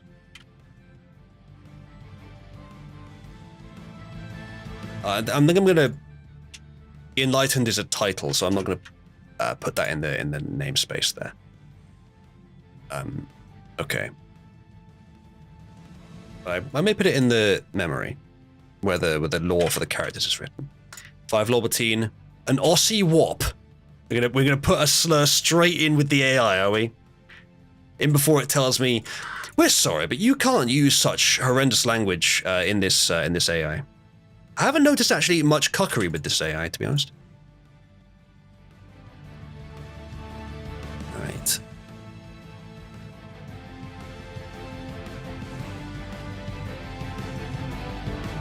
There we go. The details of the fighters are in, and the fight is ready. 5 Lolbatine versus Krabusi.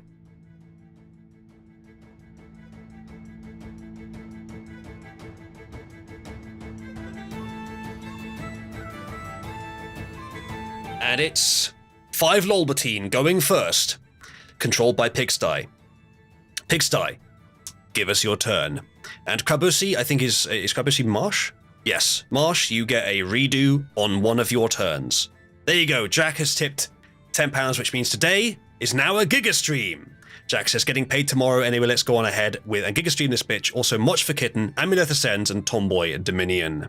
Thank you, Jack. Today is now a Giga Stream, Chad. Thank you for celebrating that you actually enjoy this. While we wait for Pigsty's... I think it's Pigsty. Yes, Pigsty's first turn. I'm going to get the wizard hat. I'll be right back.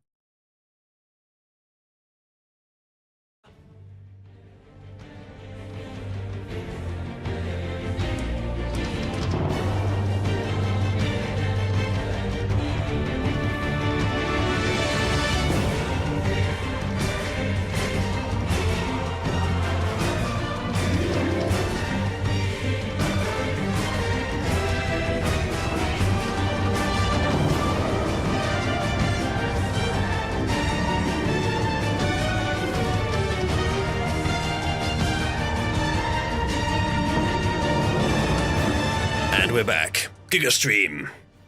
Right. Libertine. Pigsty. Is taking a turn as 5 Lolbatine. 5 Lolbatine charges Krabusi on his mount and lunges with his blade. I think I'll replace any instance where you don't type it the same way, just so that the AI knows what we're doing. Fucking Marsh has used an accent on the I in Krabusi. Of course he has. 5 Lolbatine charges Krabusi on his mount and lunges with his blade. Let me make sure I've got everything we need here. I think so. Go. Krabusi parries and swipes at 5 Lolbatine with a scythed foreleg, causing 5 Lolbatine and his steed to fall and roll. Marsh's turn. Ah, they came at the same time. All right.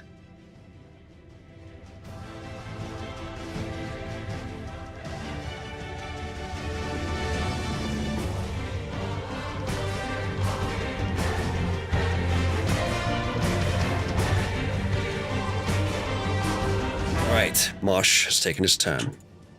Krabosi brings to bear his steel claws to attempt to rend his opponent to shreds. 5 Lorberty manages to hold the scythe claw, preventing it from slicing his head off. He kicks Krabosi and knocks him backwards. The steed rises and charges. You have a redo, Marsh, on your turn, which that was. If you want to redo, go for it. Otherwise, it is Pigsty's turn. Okay, he's not using the redo yet. Pigsty's turn. That's 5 Lorberty.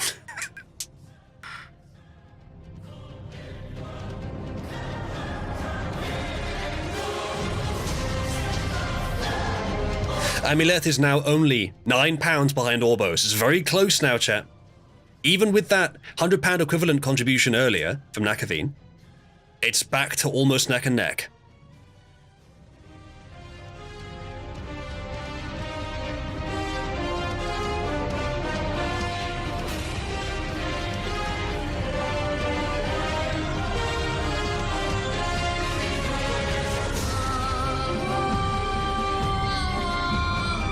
We await Pigsty's turn. There it is. Dice says 5 Lolbertine grabs his knife to stab the underbelly of Krabosi while his mount attacks. I'll correct their spelling and spacing. There we go.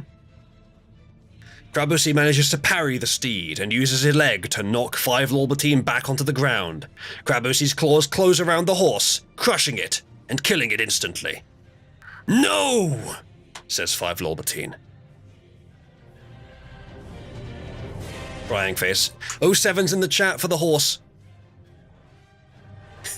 Yes, indeed, right. Tomboy's being 1.2k ahead of the war puts a smile on my face too. However, it was 1.5k ahead originally, so they're sort of catching up.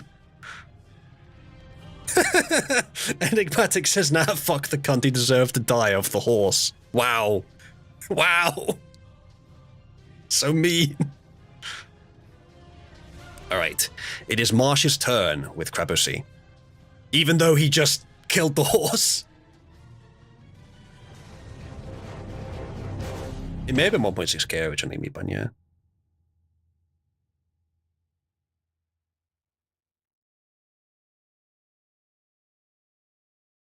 Enigmatic, did you just say that so you can get a bunch of reactions and get into the Hall of Fame?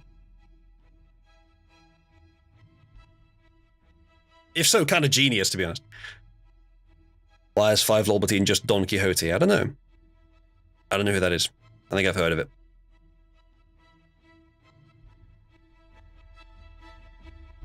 Alright, we have a turn. Krabosi tosses the horse at 5 Libertine and rushes him with a flurry of blows. 5 Lolbertine ducks and rolls out of the way, barely managing to avoid the barrage. 5 Lolbertine throws his bowie knife at the charging Krabosi, piercing a chink in his armor. Didn't know there were Chinese people involved. Never mind. There you go. It's Lolbertine's turn, and you can redo that if you want, Marsh. Made in China, yeah. Bright is now trying to steal Hall of Fame favor for himself. Marsh says re-roll this one, okay. Krabosi tosses the horse at 5 Lolbertine and rushes him into a flurry of blows. 5 Lolbertine attempts a desperate parry, but is too late. One of his arms is torn from him. He screams in agony. He falls to his knees and vomits blood. A good reroll, I think, but the battle's not over yet. It is now 5 Lolbertine's turn.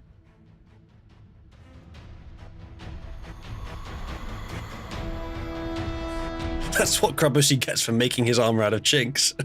Nope, well that didn't happen. That's been undone. And that's your only time you can do that is this game, Marsh. Pigsty's turn.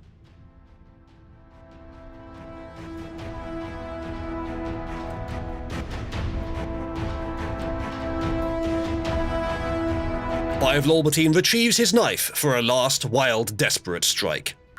The problem with that is that your opponent may be able to contend you retrieving it. You don't know where the knife landed. So you'll have to modify that slightly. If you want to attempt to retrieve the knife, you can do. Remember, chat, you don't just have to use the things, the abilities, the weapons that you declared in your description. I never said you had to. You can use anything as long as it's on theme for your character. It's mostly a creative writing exercise, so if there's something on theme that you can think of, you can use it.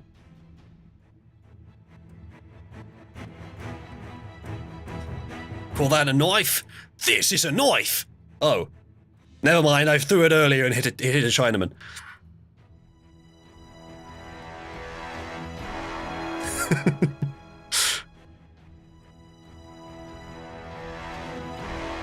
Bright, I have as many players lined up as want to play. It's a live thing. Every round we get new people.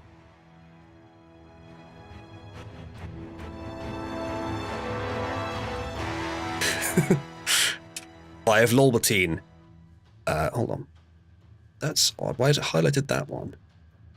Oh, fucking I'm stupid. 5 Lolbertine pulls a fusilli, loaded revolver, and fires. I don't know what fusilli is. That pasta? No, there's no cube, right? It's different every time. What is fusilli? I'm actually genuinely not sure. It is pasta. Okay. I'm not sure how that's on theme. He's not Italian, he's Australian. If you can explain how that's on theme, Pigsty, then we can use it. What? Wait, that is... Well then, hold on. I thought Libertine was Australian. He is. Why is he both Italian and Australian?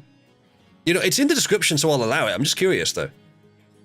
That's not a knife, that's spaghetti. Ah, I've seen you've played knifey sketty before. Oh, you're part Italian. Okay, well, that makes sense, then. 5 Lolbertine pulls a fusilli-loaded revolver and fires a single round at the crab. It ricochets harmlessly off the exoskeleton. Crabosy closes, grabbing 5 Lolbertine, pinning the arm with the gun and preparing to decapitate the fighter with the scythe. Crabosy's turn. Anything could happen, but it seems fairly likely that something in particular will happen.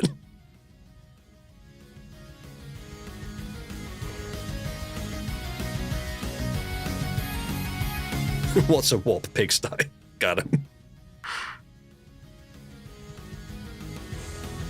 Alright. Marsh. I think it's Marsh? Yeah. Marsh's turn for Crabosy. Maybe the final strike.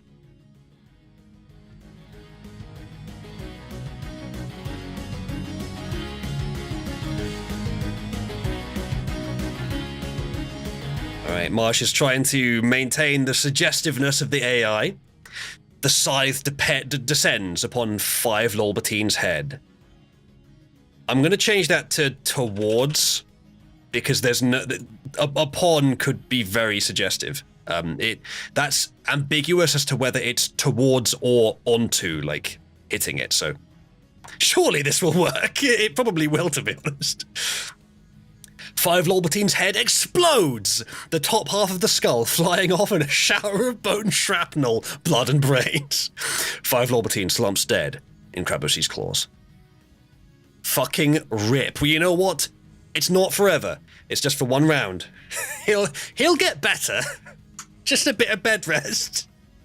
No miracles with this AI. Well, yeah, I think there can be, but this one, not this time.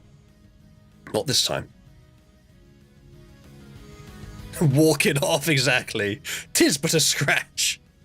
Alright, that's the end of that battle. Crabosy wins. So, Marsh, you are in Cauldron. Cauldron gets the cheer, but you get to choose 2 other things to support.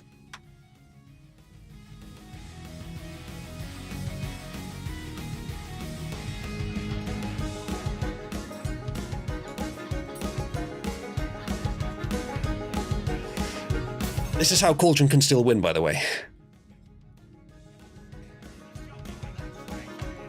Anyone can hope. There's a bunch of free-to-use characters, Apipiki and Spiral.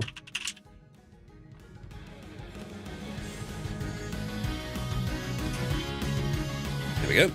Congratulations, Marsh. I will note down the victory. Marsh with... Fuck this name, Marsh. You were copy-pasting it every time, weren't you? There we go. Okay, Crabosy with another win. Yes, I thought so. I record the total. Right. That's that battle done. Turn to here. And that's it. Chat. Next round. Suggest your fighters.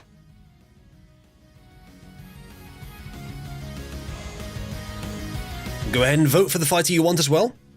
NTS with a new fighter, criminal known as Cocaine.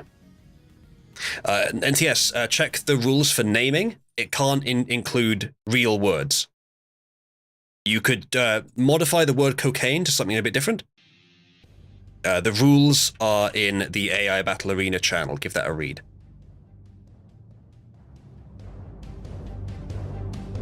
Almost buried himself again.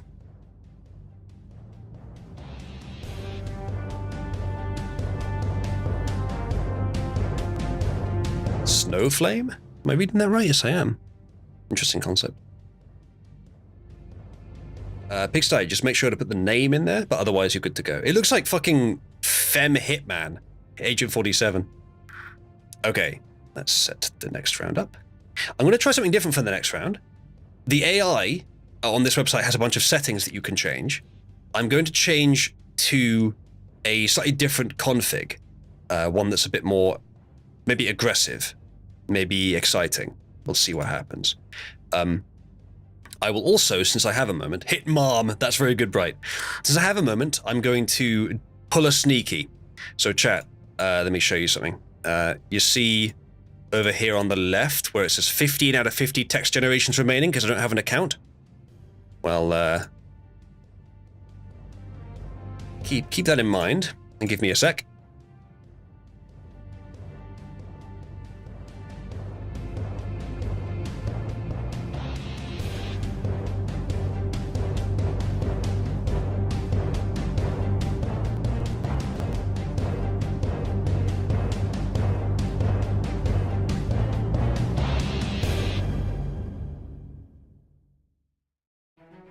Whoops.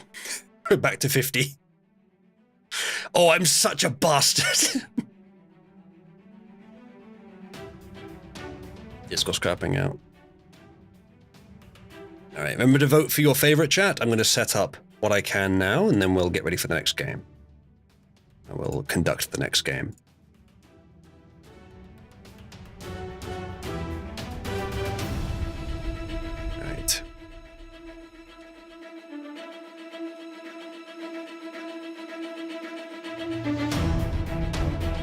Alright, config preset. Okay, yes, this is the one. This is the one. Okay, chat, expect this game to be a bit less predictable. Of course, that might be completely wrong. It's AI, you never know, but that's what it claims it will be. It may make less sense, but it will be less. It will be more creative potentially. All right, let's have a look at the fighters. Evgenia Prigost has 3 votes. One just got booed. Woman bald. 3 votes. Nakavine has proposed a new one. Yuki Keishi with 2 votes. Metal Gear Rex now has 4 votes, so that is joint leader. Criminal known as Pow Pow, apparently, with 1. Barbie with 3. So it's looking like currently Evgenia, Femme, Hitman versus Metal Gear Rex. And that is Malcatillo in Orbos versus Pigsty, also in Orbos. So I'm going to overrule that, and we're going to have a contest between whichever of those 2 gets the most votes, and the next past those. So it's now sudden death between Pigsty and Malcatillo's character. Vote for the one that you want to see fight. Whichever one gets to 5 or whichever one doesn't get to 3 first will be the first combatant, and the second will be whoever is not, whoever is next below those. And if you guys don't sudden death it, I will choose. The opponent in this case will be Bobby again, Correct's character. All right. I'll give you 10 seconds to sudden death it. Either remove or add a vote to Malcatillo or Pigsty's character, Evgenia or Metal Gear Rex. And whichever one changes first, that'll be the selected one, or the deselected one. Still both on 4. 5, 4, 3, 2, 1. I have to choose them. We'll do Ivkina. I don't think we've done her yet. A little bit more imaginative. Although Pixelated just play, and Malcatilo hasn't played. You know what? In that case, Malcatilo hasn't played. We'll do Metal Gear Rex this time. So, Potrack. Bobby again. With the ass-long name. There's 2 long names here. I may have to adjust this in some way to make that more manageable. It's okay. For now, it's fine. And there's that, and there's the description. And then for Metal Gear Rex...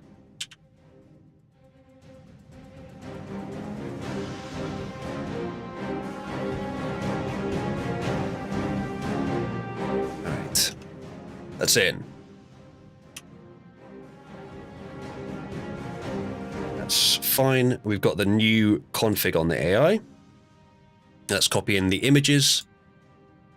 I swear I'm going to forget to do one of these steps at some point. It's going to look stupid.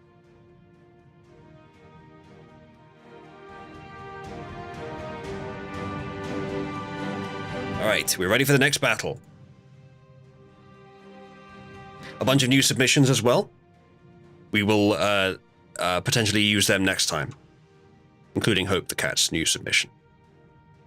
User nickname Zatora Kusata, maybe. Alright.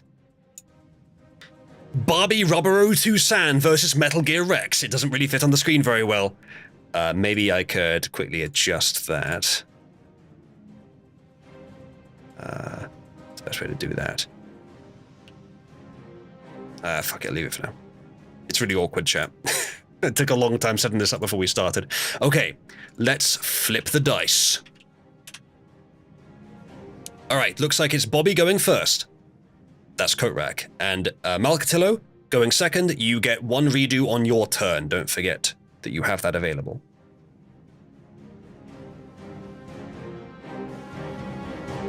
Now remember, this game, the AI is probably going to be more creative. Less predictable. Bright's going to be making some AI art. If you have a character concept, ping him with the character concept. And he may be able to make some AI art for you.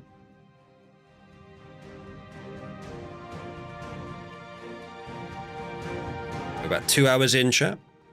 It's going to be a 4-hour minimum stream. Again, minimum. I may go longer. But guaranteed 4 hours. Alright. Korak has started. Korak, I'm surprised not to see you have more fairy tale inspired characters. But I suppose this is kind of Maveth inspired, arguably. Mavis, sorry, not Maveth. Barbie casts illusions to show the audience that the Metal Gear doesn't deserve to live. Not very precise, but let's see what the AI does with it. Because she knows that if it chooses to, Metal Gear could pick her up and crush her like a bug. Not female. Then again, you didn't specify, I don't think. No, you didn't specify. I love how you didn't specify the gender, and the AI, having not seen the picture, assumes it's female. This is the one with the fucking corset. Oh, hello, Aiden. We're doing a AI-based community interaction game. Stick around and see how it is for a while. So, your character's now female, too bad. This seems to work to turn the audience against the machine, but really it only makes them all sit closer to the edge of their seats as they wonder what's going to happen next. I'll just add that. Right, it is now Malcatillo's turn. Malcatillo, what do you do? Bobby just transitioned, yeah. It's based on King of the Hill Bobby, but now? Nope, not anymore, now it's a female. Aiden, you could play this game if you like, next round. Would someone mind linking Aiden the thread with all the free-to-use characters? The details of the game are in that thing I just linked to, Aiden. The AI Battle Arena channel. It's too late for you, okay, fair enough. Maybe another time. I do plan to run this more. That's cool, Marsh. Is that orb-based? Originally Bob the Trickster Robertson from Arcane, okay. Alright, Marcatillo has a turn.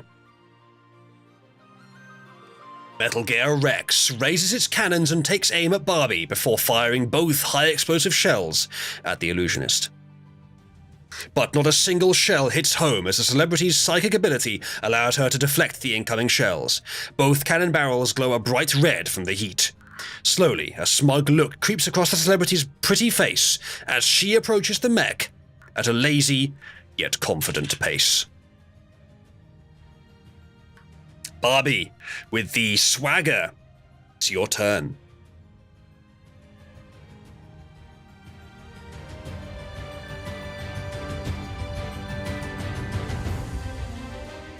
We await Kotrak's turn. We do need something, I think, to talk about between turns, just to fill the gap. We have the music, of course. I'm open to suggestions on that, chat. Maybe I could generate some characters on the side. It's a lot to concentrate on, though. Black crime rates, thanks, Aiden. Memes, I guess we could do memes. It makes the stream explicitly political, though, and it means it needs to be something I can stop immediately and go back to the game. I'm sure we could think of something. I should make notes about how to improve this, actually.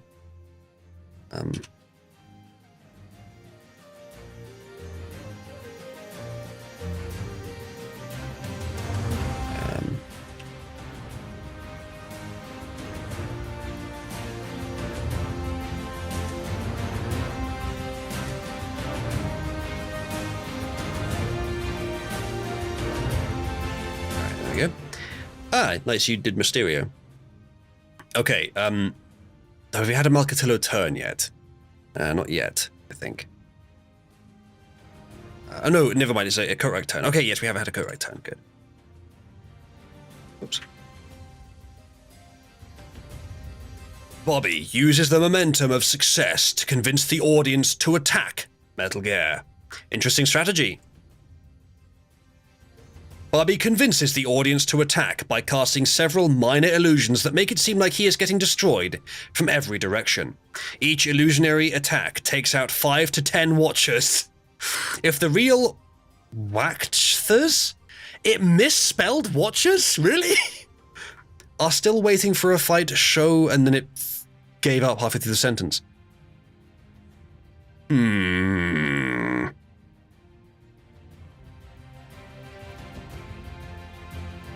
I'm going to change a few things here. I'm going to change your prompt to try to convince, and then we're going to run it again, because that didn't make much sense. By now, the crowd is listening quite closely. While watching to see the next move of the illusionist, Metal Gear slowly backs away and reboots its computer core. The error code will make for a really frustrating post-battle report. Good. Some fucking digital bookkeeping during the battle. That's helpful. Your turn, Metal Gear Rex. Many error codes. Yes, two in fact, by definition. Greedfall. What's Greedfall? I've heard of it, I think, but I don't know what it is. Error code obviously means blue screen. Barbie 1. No, I don't think so, but it's an interesting idea. Blue screens mid-battle. It is Alcatillo's turn.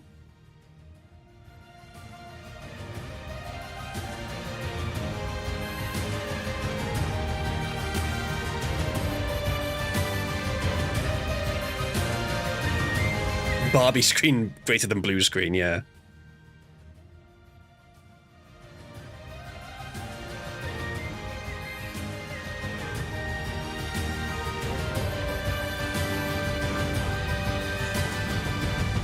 The problem is, Plasma, if I decided to try and like make this the basis of a new channel, I wouldn't be able to say spicy words. It wouldn't be a good idea to propose any political opinions either. Not that we usually need to. But I guess this is the kind of thing where it's like the politics is implicit in the creativity. And that's fine. So we could do that. I wouldn't be able to... It wouldn't be a good idea either if we're doing that, to start telling people on that channel, hey, so here's how I got around the free trial on Novel AI. Maybe Plasma, yeah. I want to develop the idea a bit more before I consider that, though. All right. Alcatillo says, Metal Gear Rex reboots and charges at Barbie, rearing up on its hind leg to try and stomp her with its 2 large metal forelegs. It is aiming to squash the insect. The attack doesn't miss, crushing the human into a bloody pulp that spreads between the 3 forward toes, while pinning her down as a trophy kill. That's all it took in the end. All that work on illusions, all that work on swagger, all that confidence. But in the end, the giant robot crushed them to death. Roughly human-sized was a rule, Kutrak, but this is still plausible even with something that's roughly human-sized.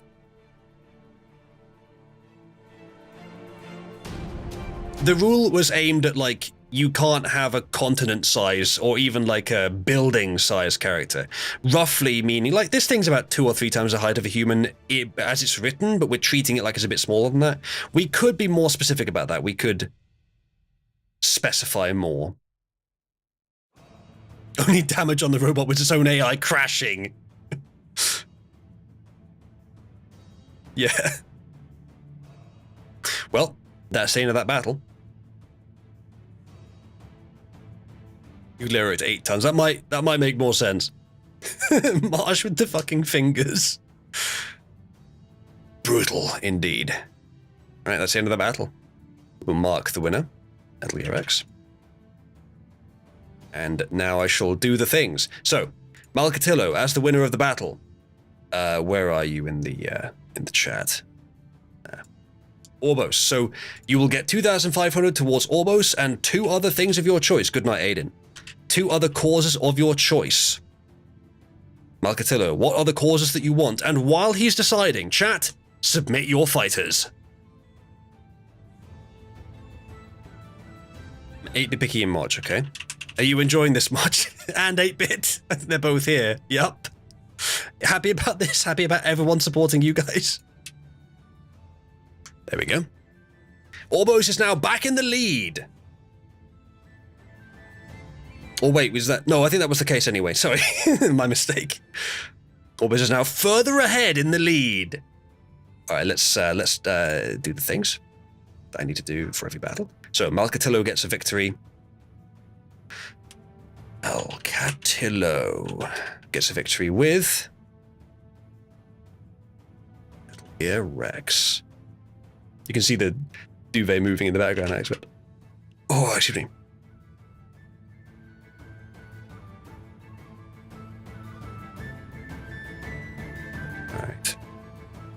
That's done. Let's make a new one.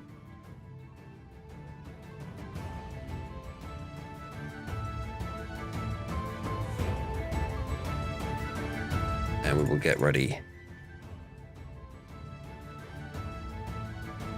Okay, that's ready. Whew, okay.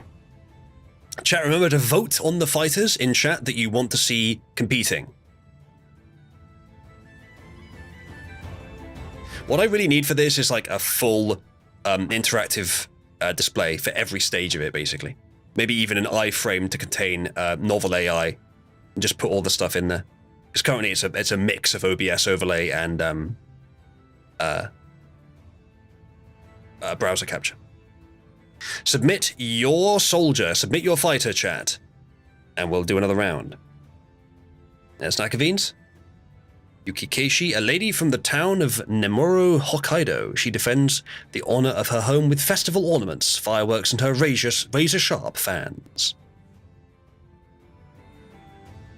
Did you make the AI art yourself for that, Nakavine? I can tell that it's AI art because of the fucking hands. It's good, though. Interesting you got the AI to do completely black and white. Rises, do you think you could get an AI art to use the text generated by the story AI to generate battle art scenes? Maybe, but it would be easier to use a more minimal description. It doesn't do so well with a large number of tokens. You could theoretically do so, though. You could even have, I could even have a display, maybe the background would, like, I could automatically have it render a image out of the turn, and the background could change to that image. but it might suck most of the time. It's not a bad idea, though.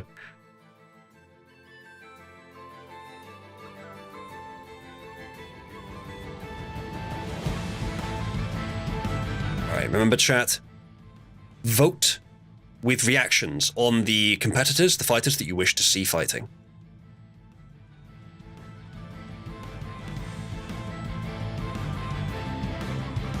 Currently, Evgena has 6 votes. Most we've ever seen so far, actually. Yukikeshi with 3. Yeah, Plasma, I think it is going to be that. Which is, Nakavine is Orbos. And Pixar is also Orbos. So I would rather not have people from the same house fighting. March with the NPC mad reaction to Malcatillo supporting March in the cheer. If anyone else wants a submitted fighter, you have a much better chance of getting it counted, because I would rather not do a fight between 2 people from the same house. We can, if we need to, but I want to use one that at least has a vote. Yeah, the rules are in the AI Battle Arena channel in Cabal. Alright, remember, chat, submit your fighter, just type in the name, the description, and the image. Yeah, exactly. And you can use any of the free provided images provided by Classic in the AI Battle Arena thread. Have a look in the AI Battle Arena channel. There's one with free characters. Pick one. You could use the description that he added, or you could add your own, and you could use that and fight in the arena. There you go. Hope has added a submission. Vote on which ones you want to see, chat. Bearing in mind that I would rather not have a battle between 2 people of the same house. And make sure that when you do a vote, it's on an actual submission, not just a piece of art that's been posted like that one from Bright. It needs to be a full character submission.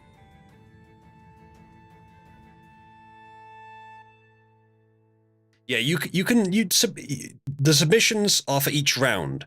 So if you've already submitted yours earlier, it doesn't count for the next round. All right, looks like Hope the Cat is going to be fighting. Hope is in none. He doesn't have a house. So if you win, Hope, I guess I'll give you 3 courses rather than a house and 2, which maybe is unfair. Not sure. Maybe we'll just do 2. We'll decide later. So it's going to be Evgena Prekost versus Dorian Kangra from Hope. So, let me set that up now. Evgena finally gets a chance to defend whatever she's defending on the battlefield.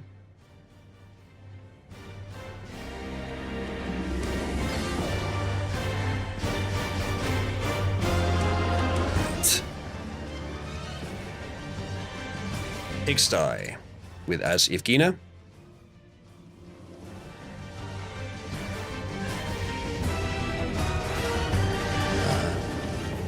Alright, there we go.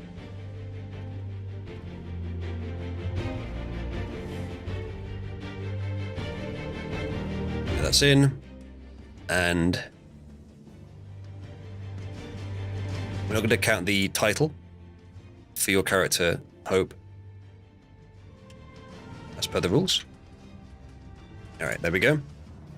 Everything else is good.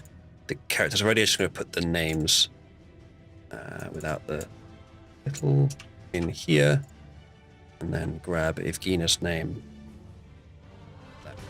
here. Alright. Next battle. Evgena Prekost versus Dorian Kangra. Played by Pigsty versus Hope the Cat. Let's do a roll for who goes first. It is going to be Hope the Cat going first. And Pigsty, you get 1 free redo on your turn. Don't forget it.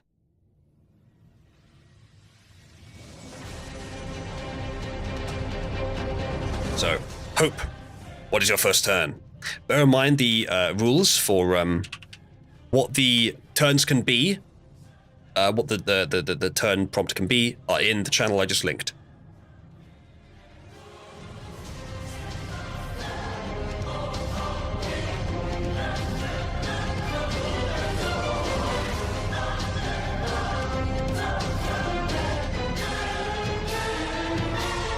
NTS, are you not able to actually play the battle? Or because you're Orbos, you didn't submit it? Well, next time then.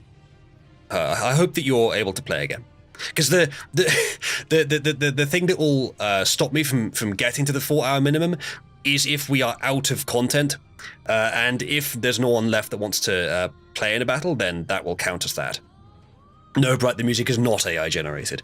AI generated music is a bit behind AI generated art. Alright. Hope has sent his first turn. Dorian quick draws his revolver from his holster and fires. Twice at Evgena, hitting her but missing the heart and missing the arm. Evgena aims her rifle at Dorian's head and fires, just narrowly avoiding his head due to his erratic movement before she tried to fire, the bullet instead grazing his jaw, which is apparently not part of his head. Evgena's turn.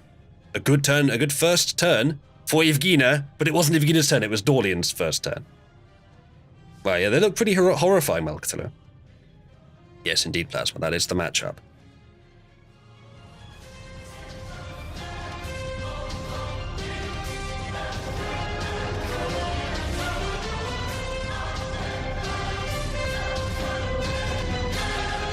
Yeah, I bet it would, Melkatulu.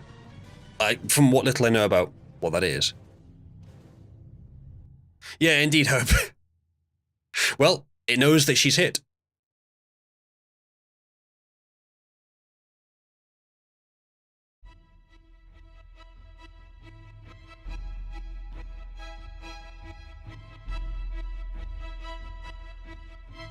Alright, Pigside's taking a turn. Ina Prighost takes cover behind some rubble and returns to firing her gun at Dorian Kangra. Dorian Kangra does the same, but in opposite and direct directions, whatever that means. Evgena emerges from cover slightly for a short moment before the rain of bullets that spray from Dorian make her retreat. Ooh, tense. Hope, your turn next.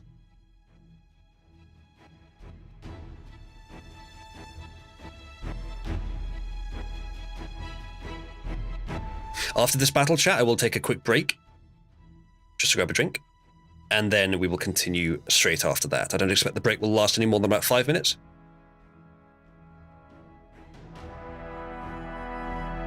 As soon as this battle is over.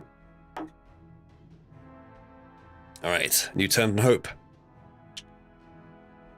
Dorian continues his onslaught of gunfire on Evgena, attempting to tear enough holes in her cover to land a hit. Evgena breaks out from her safety one last time and fires a charged shot at Dorian. It soars through the air and rips right through his left shoulder as he tries to retreat. Dorian is wounded. Why is it that it's every time it's on the other person's turn, like on person A's turn, person B wins, like does better? Why is it doing that? I think it's just trying to be unexpected. Actually, that's not always the case. It just seems to be more often than it should be. All right.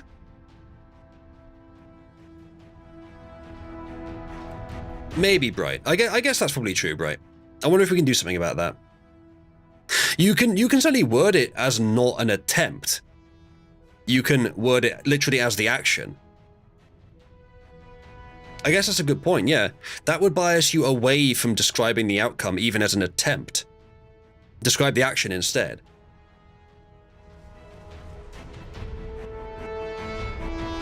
AI favoring counterattacks, maybe? Maybe. That's not really a problem though. I think what we just came up with is the problem. Okay, so that was Dorian's turn, and Hope went first. So yeah. So if remember, Evgena, you do have a turn redo on your turn. Okay. Pigsty is taking a turn. Evgena Prighost scans the area for Dorian and fires. Over his prone figure. She is victorious? She ends her opponent's life. The fight is over. What the hell? Fires over his prone figure. Okay, so I guess we assume from that she managed to get behind him without him expecting it. And fired while standing over his prone figure, not fired over the prone figure. Okay, that's very silly. But fine. The AI says so. I'm gonna get rid of the. Is that even accurate?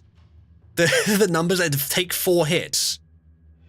Evgena take 4. It might be. Either way, the fight is over. Dorlian has been shot. So, Pigsty. Which 2 causes will you support? And then we'll take a break, and then we'll come back. So chat, get your characters ready, because I'll only be gone about 5 minutes. Have your characters ready for when we get back.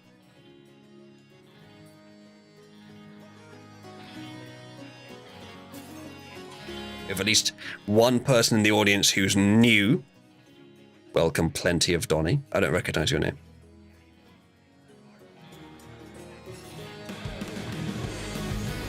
The thing is, Nakavini, maybe, but this one kind of does make sense. You want specifically _EY, Pigsty. Oh, and you want to also support Cauldron. Bear in mind that the _EY is separate from actual Moch. So if you want to get Moch Discord hidden, you wouldn't want to use _EY, but you can do _EY. You know? Okay, fair enough. Testing out YouTube on a CRT, colors are a bit fucked. Yeah, colors are very fucked there. That's very green. Looks like you may be missing a channel. Then again, the red on the hat is there. That's very strange. Anyway, we want _EY and Cauldron. So, cheer 2,500. No space. Orbos, Cauldron, and _EY. Okay. So you are indeed Orbos, yes? Yes. Orbos _EY and Cauldron. Yep. That's done. All right. Let's mark the victor. And that, chat, is the end for now. I'm going to take a quick break. And when I get back, there will be more battles. Don't go anywhere.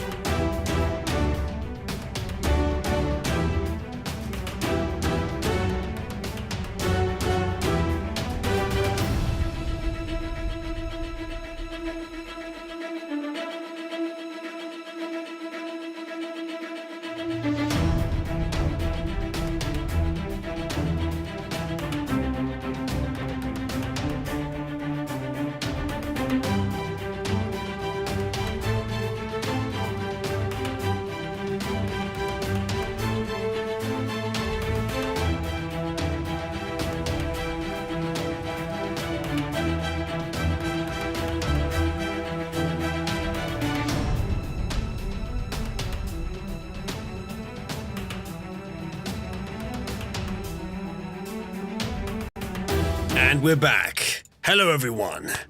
Let's continue. Who will be the fighter for the next round? Submit your fighters now. And also vote on who you want to see.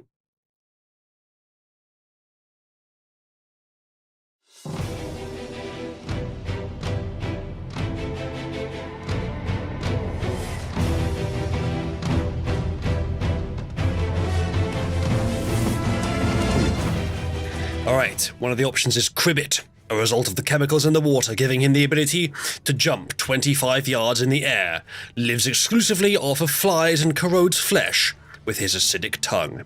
One or two minor typos there, Pixie, but otherwise fine. We got Orbus again. I do like Orbus. It's an absolute fat wizard. Kotrak, you've used the X be upon ye to generate a new one. That's fine. Turning the frigging Cribbit scare, yep. Alright, chat, vote on who you want to see fight in the arena.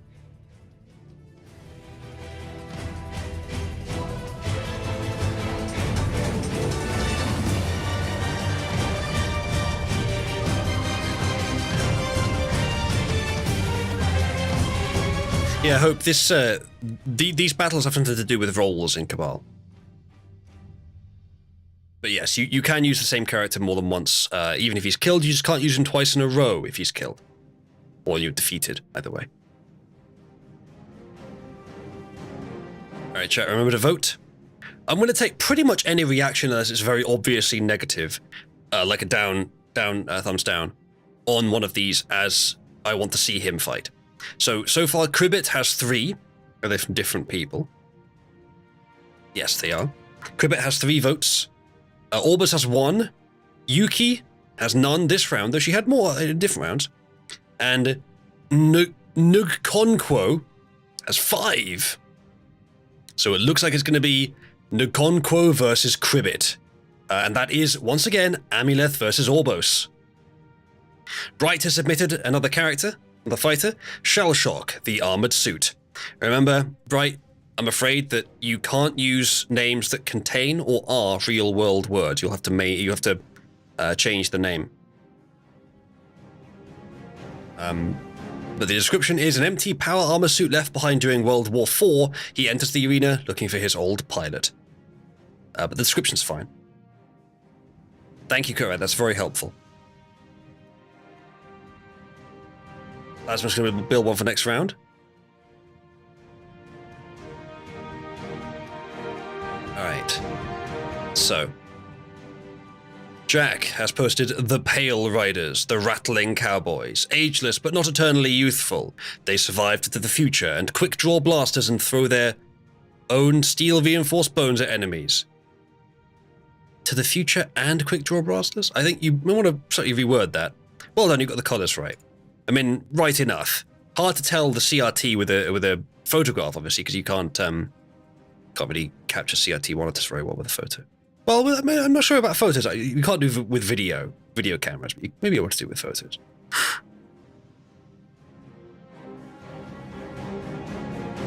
Right enough, yeah. It does look a bit green still at the background, but...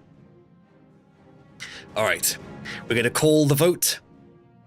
It is going to be... It's close. Orbus almost caught up, but he was too busy eating. It's going to be Cribbit versus Nugkonquo. Alright, Jack. Well, submit it again next time, and we'll see if that... Oh, never mind. That got 3 votes. Hold on. That's the same as Cribbit. Alright. Sudden death... Oh, hold on. Wait a second. Amuleth... No, okay.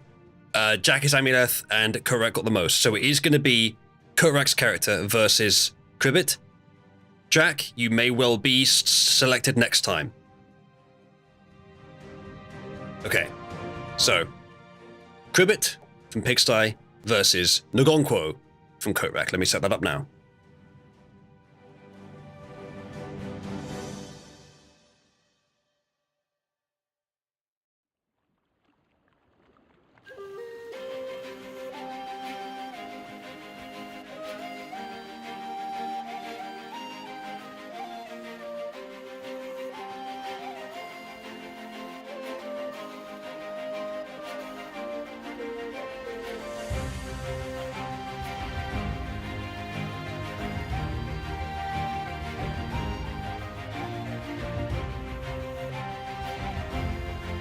Correct. Do you realize that the 11 herbs and spices thing has actually already been used in the battle arenas months ago, last time we did this? Someone actually found the 13th or 12th, whatever it was. Like that was a major plot point. There's a special reward for the person that found it. Never seen anything. Yeah, complete coincidence then. Nice. Okay.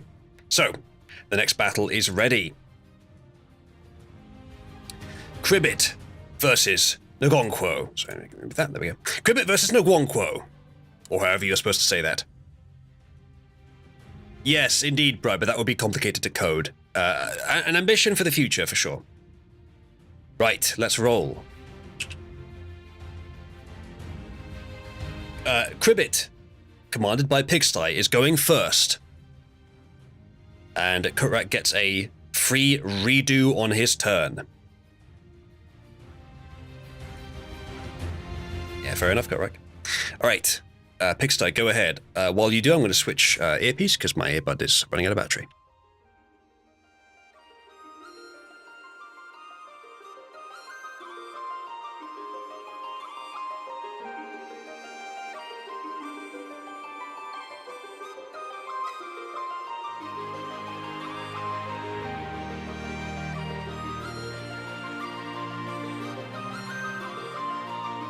Incidentally, I'm not against having an additional commentator as a guest, but for the first stream, it kind of makes sense to try and keep it predictable. Oh, try and keep the concept as lean as possible. Maybe next time I'll have a guest commentator, though.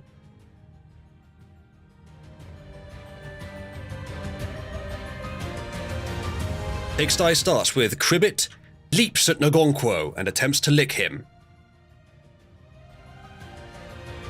Ngonkwo blasts off Cribbit's legs with his shotgun. As Cribbit attempts to crawl away, using only his hands and his legs have been shot off, the Ngonkwo blows them off too. Well, shit. That's not a great first turn. Cribbit is now a torso. That is not a good first turn. And you can't retry it either. He can still win, guys! He does still have a tongue.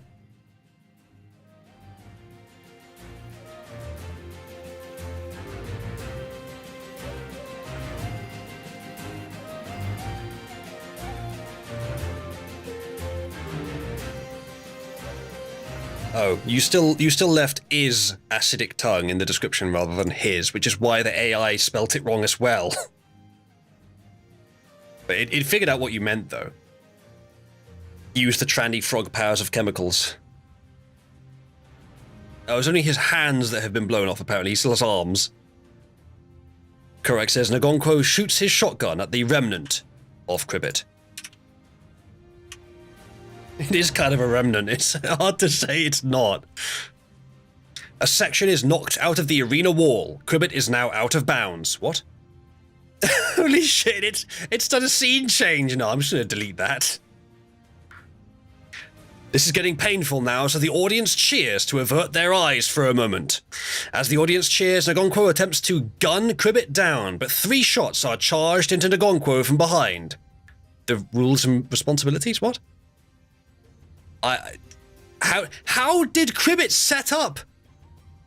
How did Cribbit set up shots being charged into Ngonkwo? I don't know, but that's what happened. We're going with that. Redo, says Kotrak. Yeah, I think you are allowed that. Ngonkwo is you, and you went second, so yeah, you're gonna redo. The legs and hands and tongue, which all slowly scuttle like horrible spiders at his feet. This is repeated and described ad infinitum until the crowds cheer and someone runs into the arena and shoots Ngonkwo. Okay. We'll see what happens next.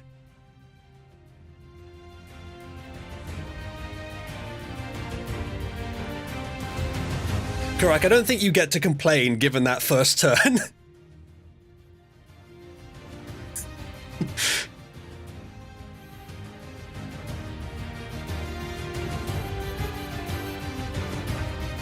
The nigger's only weakness, rules and response. Maybe that's what it meant. I thought it was gibberish, but maybe that's what it meant.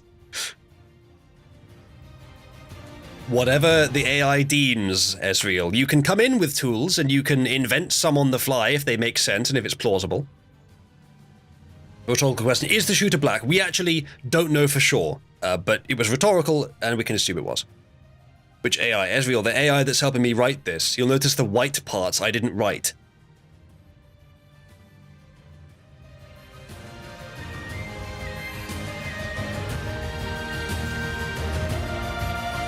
Cribbit launches his tongue at Ngonquo's face in a pained attempt to finish the fight. But the tongues never find their mark. Then the story ends. Nope. Bullshit. We could keep the tongues never find their mark, but the story doesn't end until one person is defeated. Cribbit is blind. There is no narrator, there is no direct third-person voice. Ngonquo becomes very fatigued. He grows older with each passing minute. What? Whatever. He's blind now. I don't know. I think the AI might have gone insane. Let me have a look at the details to make sure I didn't fuck anything up. This is all as it's supposed to be.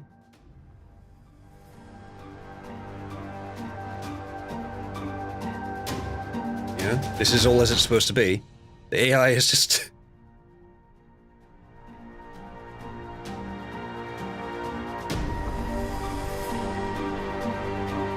Well, it's Korak's turn.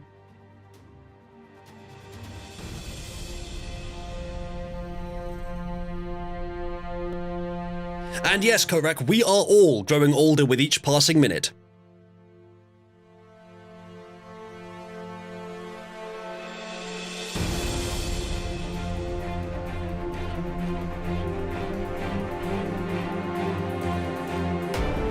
This is the more creative AI setting, yes.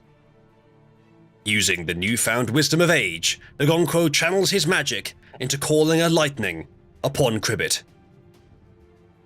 Cribbit dies, but so too does Ngonquo. He and everything else left in the arena are quickly set on fire. The stadium turns into an inferno, and fires growing higher and higher. Everyone is roasted, burned, turned to bone ash. And he was continuing to write. I think I'll let him, actually. Sludge. Then the audience applauds, as flames and bodies and arena stone consume themselves, as charred flakes of living beings and the ruins of the Colosseum rise in a great mushroom cloud to the sky. I think you deserve a special commendation for that. Nuclear Shaman. I think that's what I'm going to call it. It's just everyone's fucking dead. So, I think that's a draw, because they died at the same time. No, I think they died at the same time.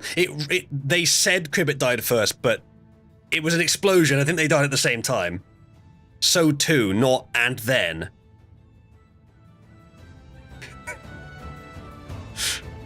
It hit him directly. What? He died first by a nanosecond? Is that what we're going with here?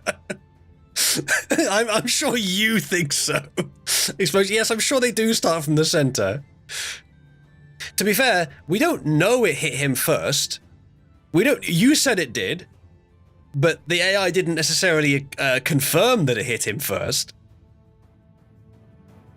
Ngonquo will not get nuclear magic in Arcane. Alright, we're gonna have a vote. Chat, press 1 for it was a simultaneous death, thus a draw. Press 2 for Ngonquo wins because Cribbit may have died nanoseconds before. 1 for a draw because it was simultaneous, 2 for a victory because it was just slightly before. You can, if you're a competitor, you can vote. So... I don't think it was a first round win, Korak. That is mostly ones, it has to be said. It's not a million miles off, but it is mostly ones. That, Korak, knocked him out of bounds doesn't defeat him. There's nothing in the rules that says that's a defeat. In fact, there is no such thing as out of bounds. The out of bounds itself is not allowed. The AI has been told that as well. That's why I cancelled it. Alright, it is ones, and so it's a draw. I think I had a way of denoting draws in with the little star thing I've been using before. I'm just gonna put 2 stars on versus for a draw. There we go. That's the end of that battle.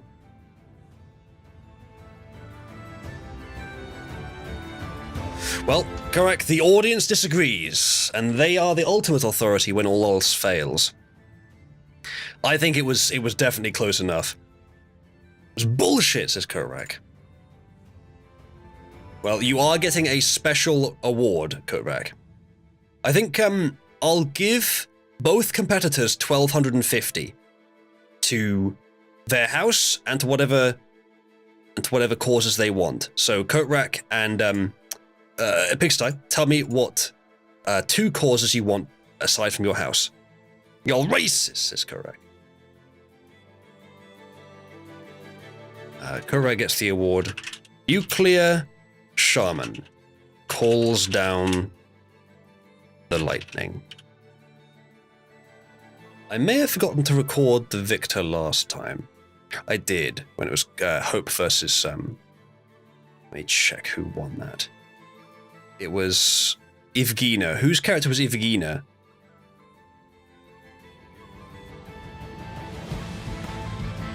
Pigstyes, okay. I'll add another victory to yours, and... first, actually. Right. No. There. And in this round, there's no victory, so I won't add any scores. Dies, yes. Pixar, he appears to have too many arms and legs in that picture.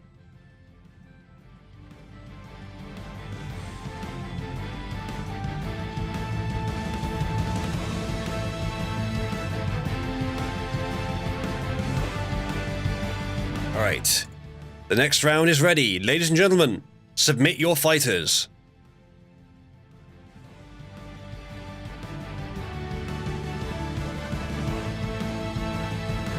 Ugandan Superman.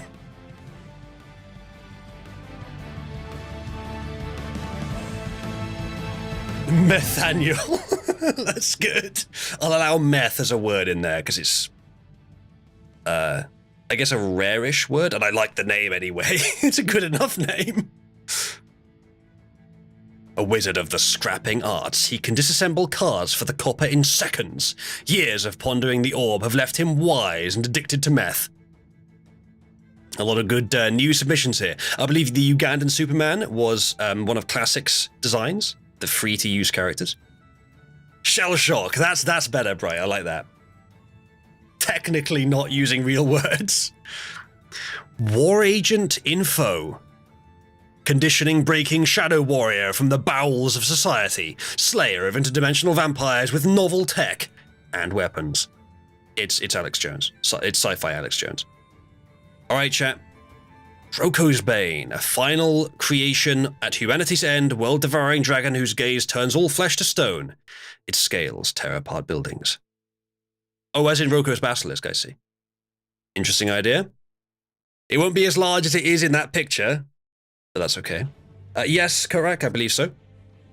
So chat, vote on who you want to see in the arena. No, Nakavine, there is no vote, no limit on votes per person, but when I tally up the votes per fighter, I will not count it if you put more than one vote on it in different emojis. So ideally, try to use the same emoji. Everyone use the same emoji to vote on each one. But you don't have to. I can count separately. It's just a bit more awkward. There's 3 characters now with 4 votes each.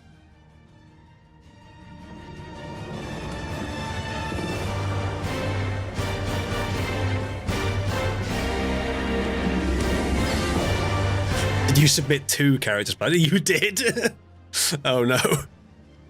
Sorry, I'm afraid you're in the same house as yourself, so you can't do that. Whoa, nuclear holocaust be upon us. Yeah, right. Plasma needs to go after this. All right, well then, I think it's likely you'll be playing. So let's, oh, Nathaniel. So, okay, because you have to go, I'll pick quickly. Nathaniel versus War Agent Info. Let me put them in now. NTS as Nathaniel, versus well, hold on. Amuleth and NTS is Orbos, perfect. Nathaniel versus War Agent Info.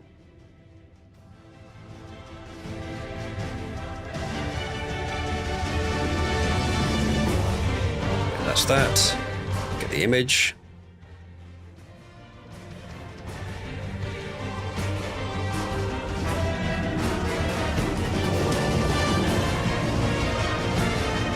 Versus War Agent Info. War and Agent are both words. I could just put Info as the name. I'll put War and Agent. They're not particularly overpowered. I'll put that in the description.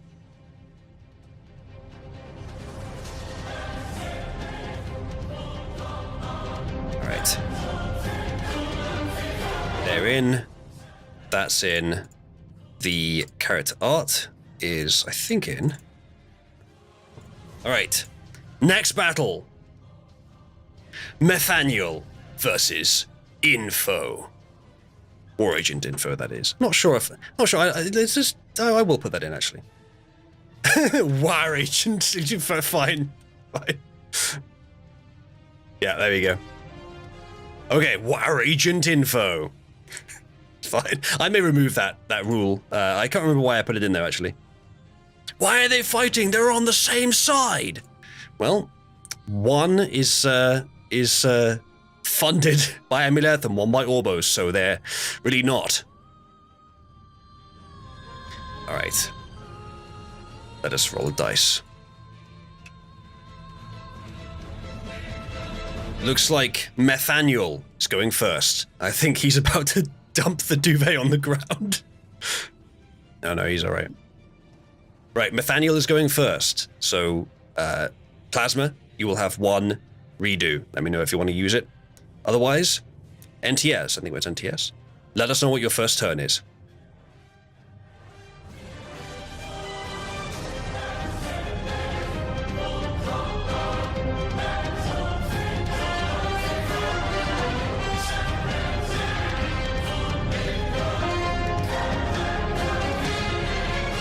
It's just from one round, Plasma. I only gave Libertine one that lasted an extra round because he didn't choose to use it when he could have used it to prevent the end of a game, so that we could keep the sort of stream flowing as it was supposed to. Pass up redos for later, yeah, no.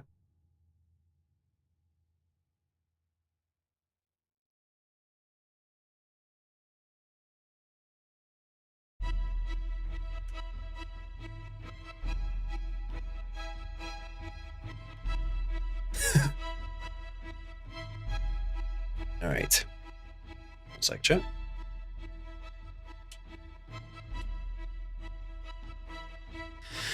Nathaniel casts his meth magic to steal his opponent's copper.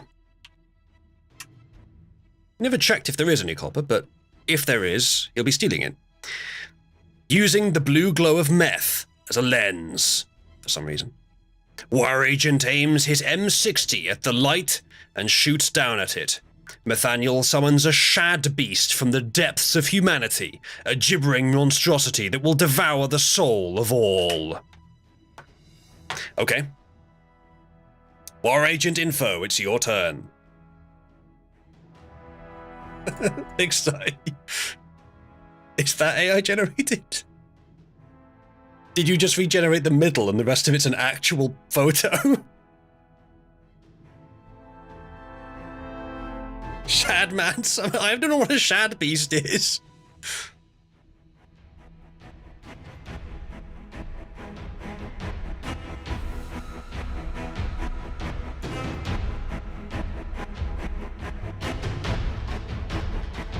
Quadruple amputee you got off Yandex.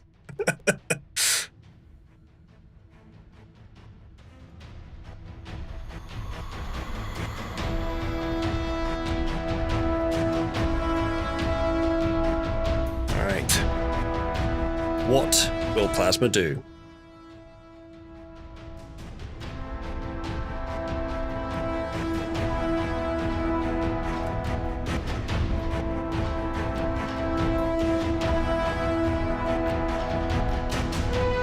The wire agent clicks a button on his waist and hooks explode out of the sandy ground up. Out of the sandy ground up around the beast. Because of the term ground up, I'm going to remove up there. Out of the sandy ground around the beast. I'll put a comma as well, just to make it clear. Actually, I'll put a comma and then put up. The wire agent clicks a button on his waist, and hooks explode out of the sandy ground, up around the beast.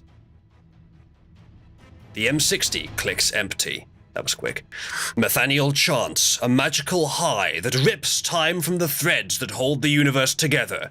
The gibbering monster shreds space around it, bending light as we look. This is bad for the audience interaction. This may disrupt the audience experience.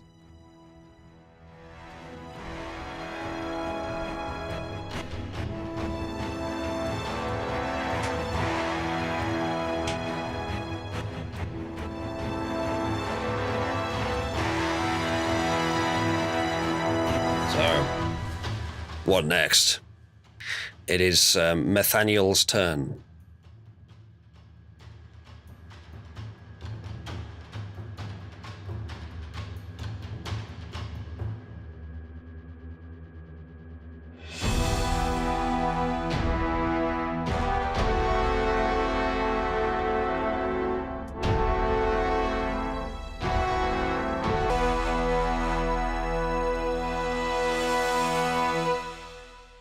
No, Plasma, you could use your redo if you want. This one didn't make any sense. Yeah, you can use your redo now if you want. Let me know if you are... Okay, you do want to. All right.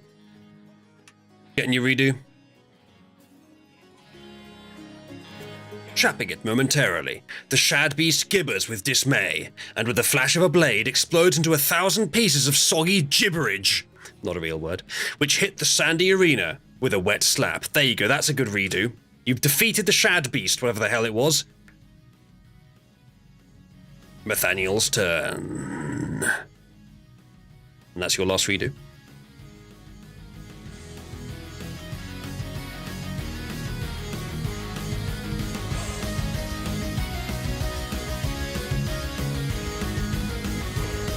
The sandy hooks are just... I hadn't noticed that.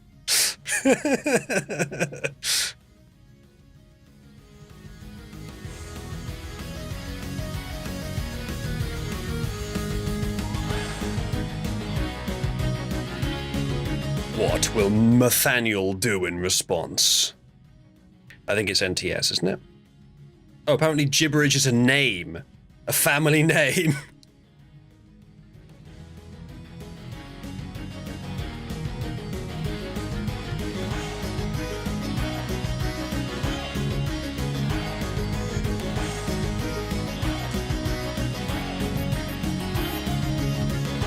That's just a generic one, that could be, and it's not referring specifically to that name.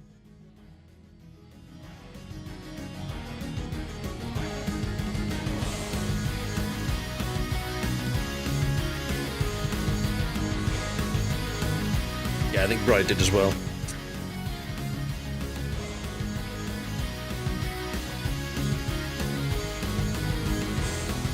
Yeah, this music slaps, doesn't it, Uzulu? It's Fox Sailor. Very good stuff. Nathaniel summons a golem made of catalytic converters to defend him. With his witchery mojo power. But before it is created, War Agent takes aim and sends a bazooka load of silver shrapnel his way. The explosion causing an epic smoke cloud which slowly blows away on the hot winds from the desert. That was just pure flavor. The silver shrapnel and the explosion was pure flavor. We'll see if the AI factors it in. It might do. Malcatillo, how could you? Although that is now canonically what it looks like, yes. And yes, you're not in a desert, no. But you have a flat-ish sandy floor like the Colosseum, so it probably thinks you're in a desert. But there could be a desert nearby. Correct, in a desert, yeah.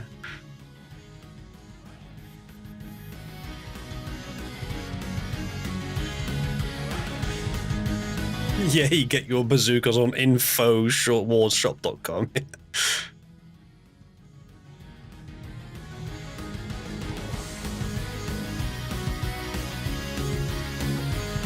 Doesn't the arena encompass the entire world, including all the deserts? You wrote deserts, but I think I know what you meant. No, not canonically. The arena can expand if needed. Its size is not set in stone. But I'm imagining one that's like, I don't know, 100 meters diameter. Probably a bit bigger than the Colosseum. The Roman Colosseum. But it can be bigger, if the story says it is.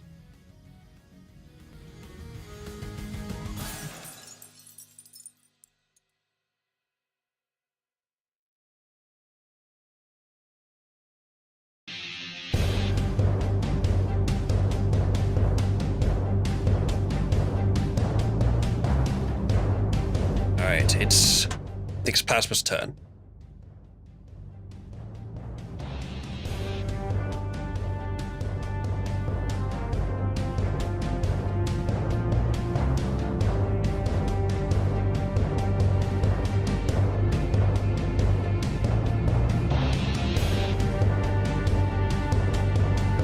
The war agent ignores the little catalytic golem and takes the next bazooka shot at the barely lucid wizard. Sort of debating whether that should count because you're defining your opponent's mental state, but he is literally the meth wizard. I think that's probably fair.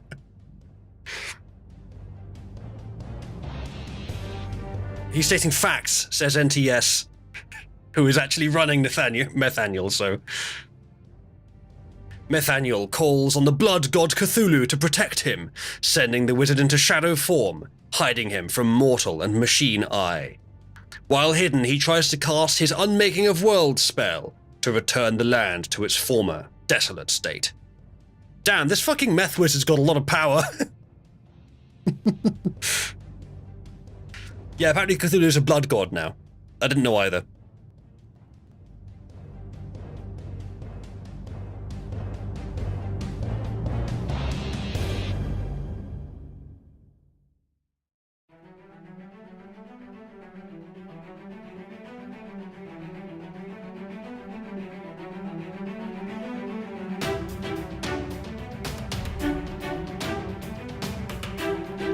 Good thing he's kept in check by the math. Yeah, imagine how much damage he could cause if he wasn't addicted to fucking meth. Just check something, chat. What was the last battle? Did we count that one? Can't remember. Don't think we did because it was over so quickly. Oh wait, no, that was the draw. Okay, never mind.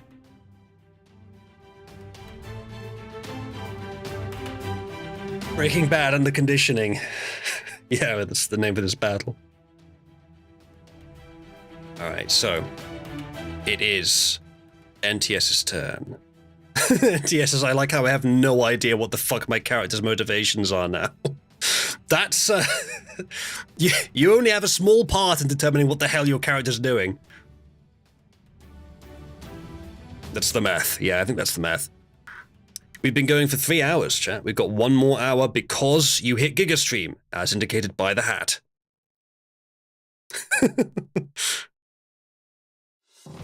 Plasma, that just sounds like a drunk Megumin trying to create an explosion.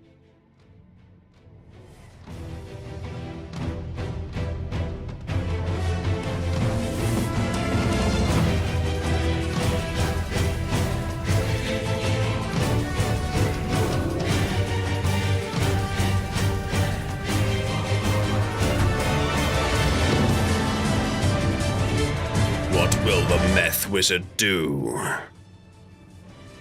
Meth human.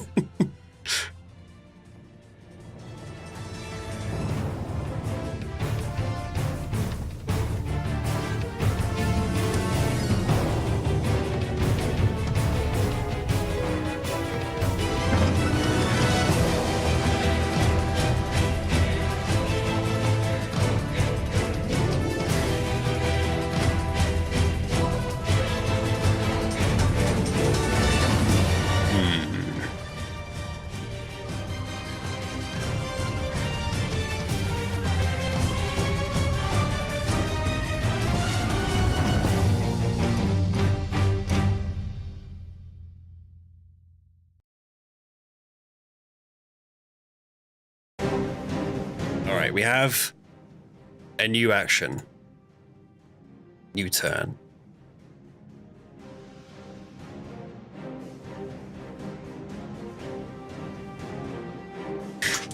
Nathaniel, hiding in shadow form, sneaks behind War Agent and casts Crippling Addiction on his opponent. He smokes a fat joint while his spell works its magic. War Agent aims a laser at Nathaniel and misses horribly in a flash of laser light. With fear entering his system, his meth powers give him a massive adrenaline rush, and he leaps. We're gonna do leaps. Okay, it was trying to say at War Agent, so I'll do at War Agent and let it continue. Shadow form fading. War Agent aims his weapon wildly, shooting hundreds of tracer rounds towards the rapidly moving shadow of the meth wizard. In midair, his shadow form bursts into the speed of light, and a ray of light thins his shadow, splitting the bottom, poor Zane. Surely we must be splitting the bottom. I'm just going to remove that, and then it's now War Agent's turn.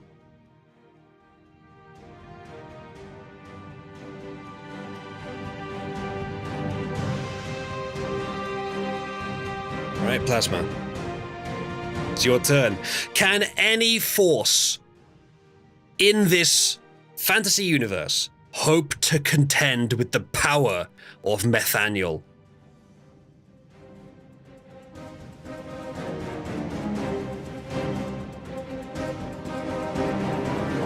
You spelled disassemble wrong. God damn it.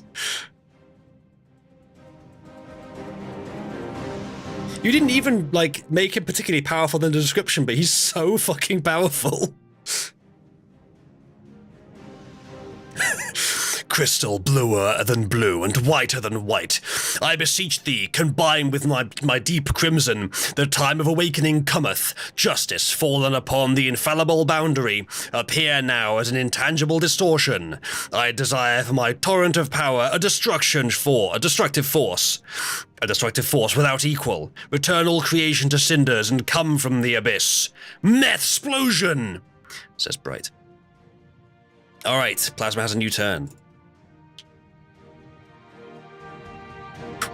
Seeing the wizard's trick, the War Agent pulls a large sidearm and fires a cloud of sleep-inducing trank darts. I'm going to put tranquilizer just in case it doesn't understand what that is. I'll use the American spelling. Being made of nothing but shadow with just a hint of soul, all the darts hit the sand and spread evenly across the arena. What? But his shadow was pure shadow. The War Agent contemplated the ways of his foe and reloaded. Shall we let it continue? No, I think it's his turn now. It's Nathaniel's turn. Let's let him go.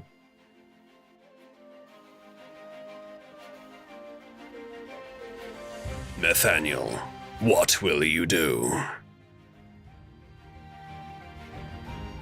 Nakavine says, I can't believe the AI just said smokes a fat joint unironically. He really did. This is a battle of life and death.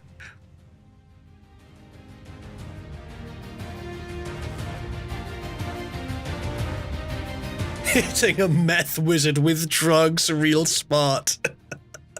True. Life and meth, actually. Holy shit. The meth wizard is fucking unstoppable.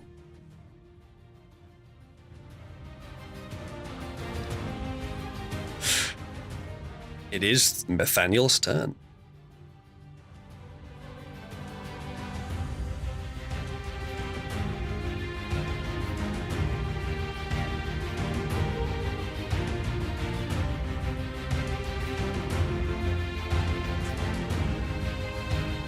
Matthias, nothing explains why Jack likes feet.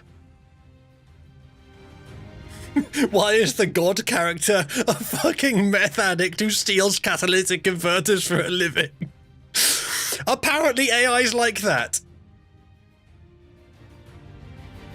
This AI hates me so much, says Plasma. It doesn't... I think it just likes the meth wizard, to be honest. Nathaniel. It's Nathaniel's turn.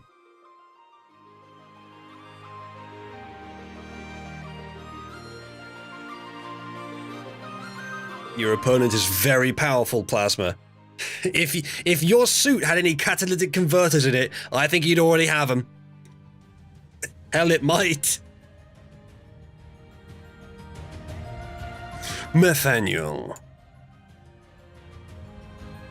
Hiding in the shadow from attempts to steal War Agent's wallet for later use. Oh no, it actually is form, sorry. Nathaniel hiding in the shadow form attempts to steal War Agent's wallet for later use. As a souvenir of his triumph, while hiding, he reads the War Agent's mind and uses mind magic to cause a powerful psychic illusion of an IMF Special Forces team ready to free War Agent if necessary. IMF, International Monetary Fund? I don't think they have Spec Ops, but maybe I'm wrong.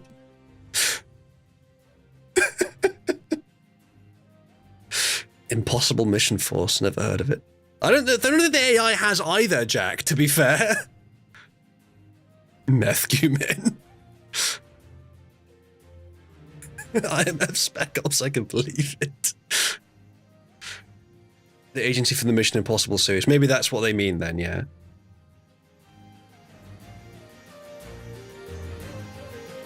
The meth wizard now has mind reading powers and illusion powers in one sentence.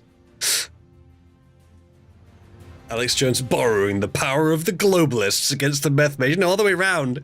Meth mage using the power of the... Well, I guess Alex Jones thinks that he can borrow the power of the globalists against the meth mage, but that's actually just the meth mage's illusion. You see, this is complex stuff. You know, you have to concentrate. You have to pay attention.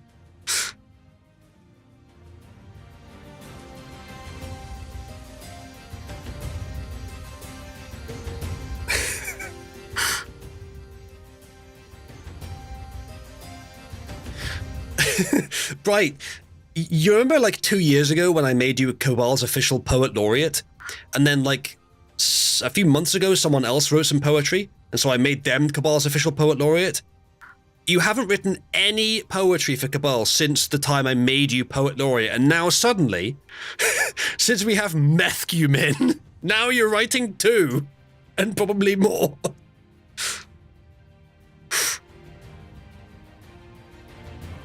This is the Methcumen chance, but with meth, yes I know. Konosuba is actually quite a good anime.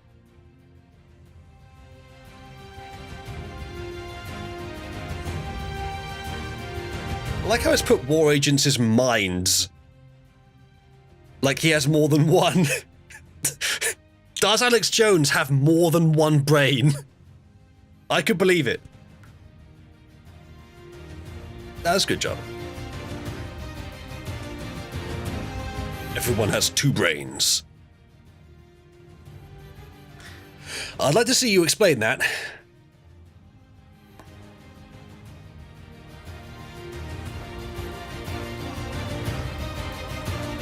Alright, Plasma's turn.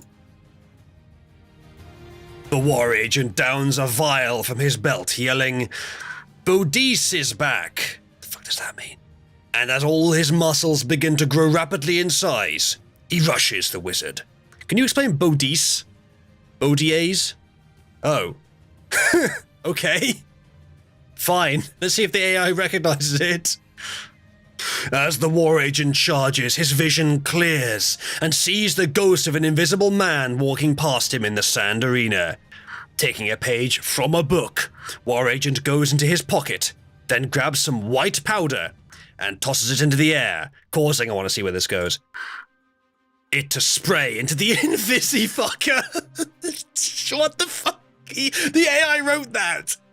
The shambling pale ghost appears solid and is knocked into a tree by the bungee cord in the center of the arena, which apparently was there. An explosion, a crash, and suddenly a tree and a ghost slam into War Agent with an almighty force. Having freed themselves, War Agent and the pale ghost slump against each other. The War Agent runs to Nathaniel and casts Lightning Bolt on the wizard, hitting him dead on and knocking him clear into the spectator area. I'm going to move into the spectator area because that's against the rules. But the rest of that, Wow, what a turn! There was a ghost, apparently, an invisifucker. Maybe that was supposed to be Nathaniel?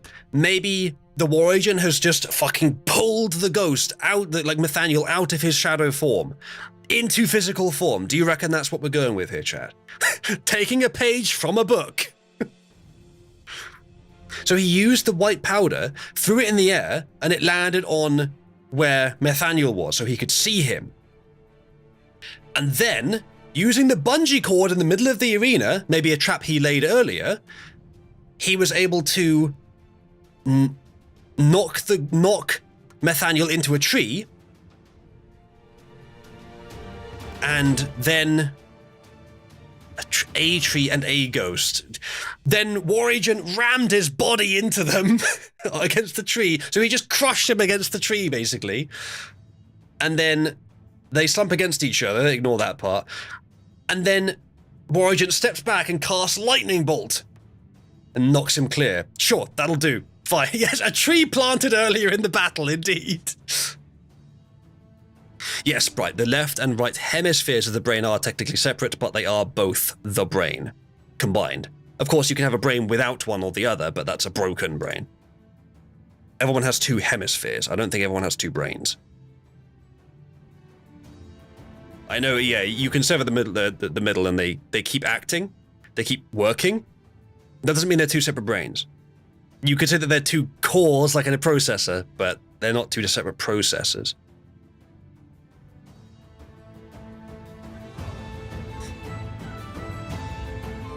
We take those stuff. Yeah, exactly. Nathaniel should have overdosed by now. It depends what that white powder was.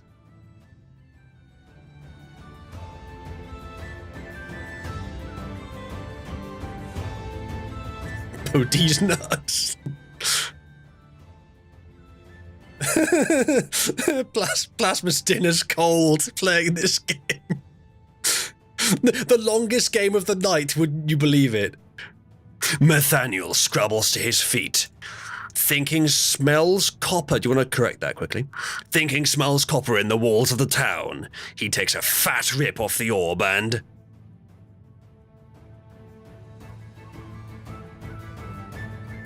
There we go. There's no rule against you leaving "and" at the end, so I'll allow that. Scrabble says 2 Bs. Nathaniel scrabbles to his feet, thinking he smells copper in the walls of the town. He takes a fat rip off the orb and... gets all magical mojoed up. Nathaniel magically checks his databanks for the proper spell he needs. He cackles like a megalomaniac as he prepares to unmake his foes. I guess that copper really was all he needed.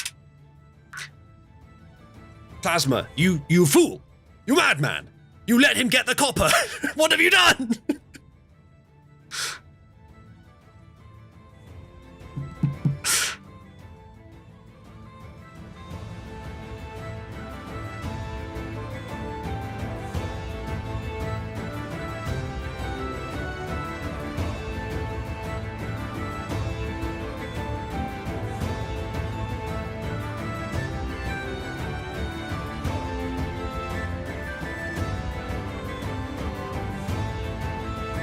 What will Alex Jones do? This is the kind of situation I think Alex Jones goes through most days.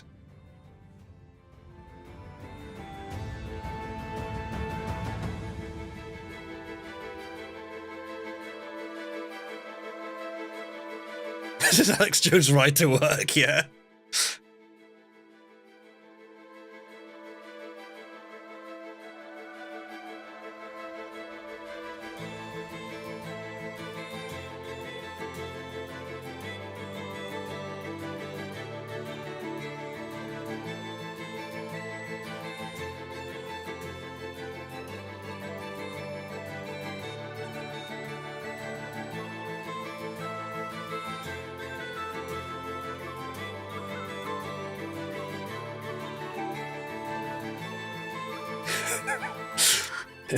New Matthew Min poem from Bright. White-blue blaze, king of myriad worlds. Though I promulgate the laws of nature, I am the alias of destruction incarnate. In accordance with the principles of all creation, let the crystal of eternity descend upon me. Methsplosion! You imagine Methumin just meeting Walter White. Just like the JoJo like walk meme with Walter White and Methumin. All right, well, it's Plasma's turn.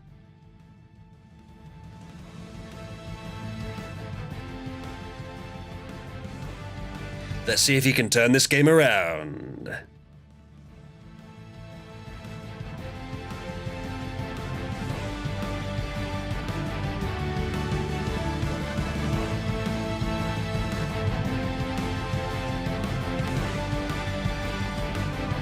The lightning having hit the wizard, the war agent smiles and flips a switch on his bazooka which crackles with magical electricity. He aims and pulls the trigger. Nathaniel frantically looks for the bazooka and avoids the shot and counters with a spell. The war agent glares and takes out a single laser that he wields expertly. I think we continue. Sensing an incoming shot, Nathaniel ducks to avoid it and thinks about just how screwed he is right now. Buck up Guan? Telling a story Wikia style. Let's just get rid of those. I think we'll get rid of those. All right, Nathaniel, just how screwed are you? He's getting tired. I'm getting tired. How dare you make me work for a living, chat? All right. NTS. What does Nathaniel do next?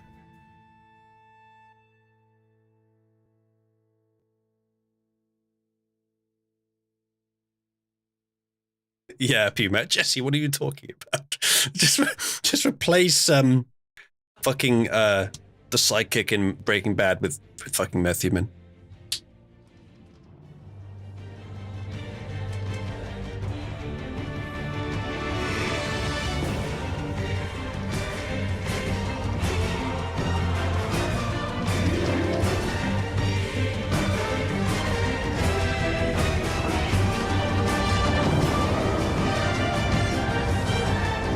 I like the idea that at this point, Nathaniel doesn't need to steal copper. He doesn't need to take it just to sell it. He just has an addiction to copper. He just loves it. He wants to get as much of it as he can. He's even become reluctant to selling it at this point.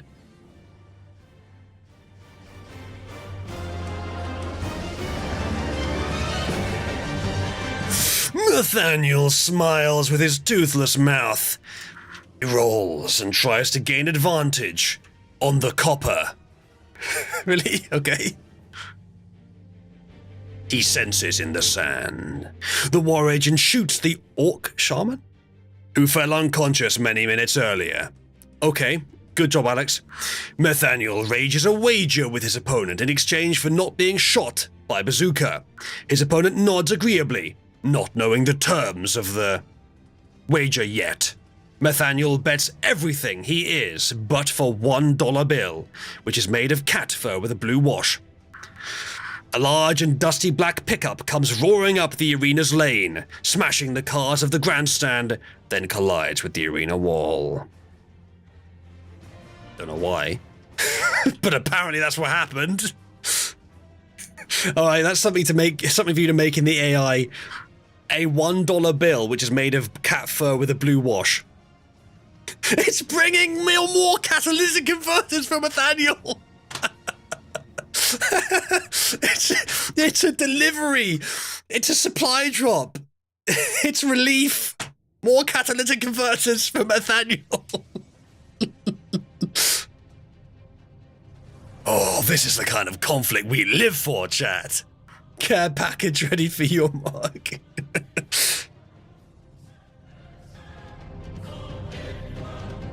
What if there's a bunch of bone broth in the back of the car, so it's a supply drop for both of them?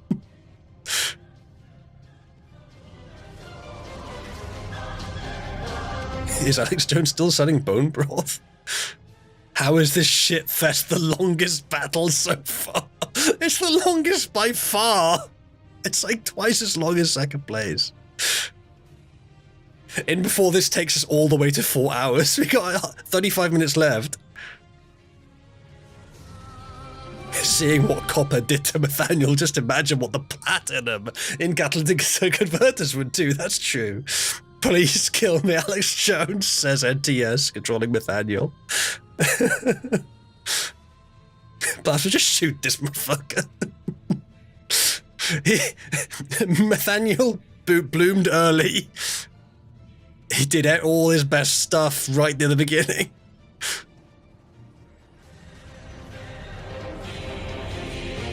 It's really fucking tense now.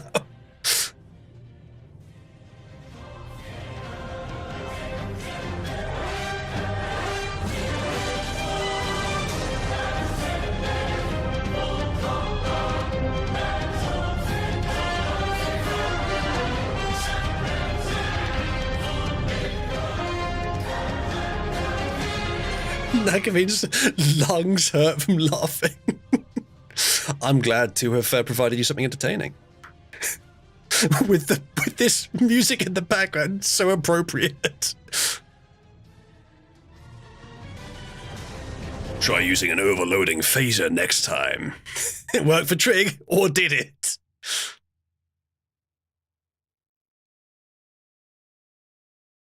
Human.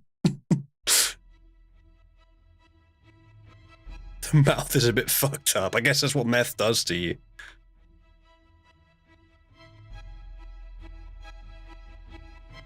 Alright, what will War Agent Info do next? Yeah, Diaz, I'm sorry. I didn't expect it to take this long. It's not likely to be the finale because you still have half an hour, but it's a good like crescendo of the night because it is also between Orbos and Amuleth. Alright, Plasma's taking a turn. The War Agent glances at the smashed pickup and sees the miracle he needs. He attaches a plasma grenade to a catalytic converter and rolls it over to Nathaniel's feet. I'll allow there to be a catalytic... There would be a catalytic converter in the car, that's fine. Nathaniel fades back into shadow form and tries to disarm the explosives, but trips in his shadow body, sending it towards War Agent's feet. He was going to try and undo the ruse, but fucking tripped because he's on meth. At the same moment that the wizard takes a tumble, there is a sudden chain reaction where all the catalytic converters explode, setting off the grenades and creating a fantastic flash of light in the small town, and smoke billows out into the streets and rings off the arena seats. For a moment, all is dark, and the silence of the empty arena stands contrast with the blast of fire that happened. Moments ago, nearby, the camera and mic are melted, and all recordings have been destroyed. Oh no. For a long moment, there is just silence in the town. A huge dust cloud from the explosion continues to slowly swell away from the town. And once again, sunlight enters the arena. In the middle of the ruined town, a figure, covered in sand and dust from the attack, emerges. Slowly, the figure dusts itself off, and the sun highlights her grey-skinned features. From the side of the arena, a figure also appears. It turns out both combatants survive and lay nearly side by side. We're still going! Both, as luck would have it, land on intact and functional guns!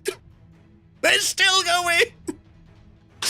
And we have a fucking dark elf in the arena as well for some reason. The fuck is this? That's bright. It's still going. All right, it's Nathaniel's turn. That was such a turn, though. You put a grenade on the catalytic converter and put it in his feet, and he was going to try to grab it. He tripped over it, and that caused a chain reaction which blew up all the catalytic converters, fucked up the entire arena, and then out of nowhere a dark elf appears, and you both got flung back from the explosion and landed on fully functional guns. How is anyone still alive, says NTS? It set off all the catalytic converters. I bet Nathaniel's morale is reduced by that. Is the audience still alive considering all the recording equipment is gone? That's the power of meth.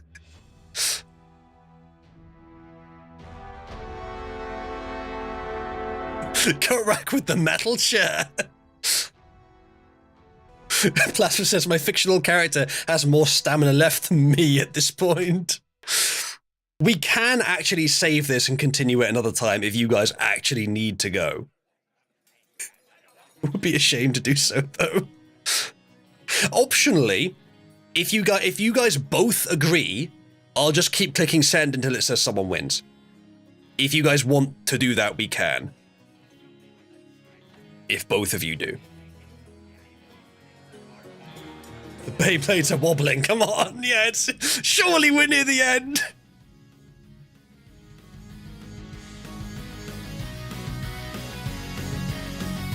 NTS is up for it. What would we call that? Well, if you're both positively in favor of it, kill me please, says NTS. You can go a little bit more, okay. Trying, he is trying. Alright, well, it's Nathaniel's turn. So NTS, what will you do? I can't carry all this copper. Player draw, AI wins. Double the winner's sure, yes. Yes, let's double the winner's reward. 5,000 user coins.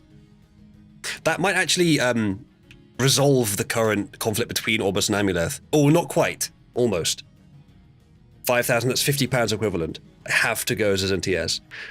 Well, how do you want to do this? Shall I just continue? Shall I just click until it's over? Or do you want to save it until next time? What would you rather do, NTS? Click until it's over or save until next time?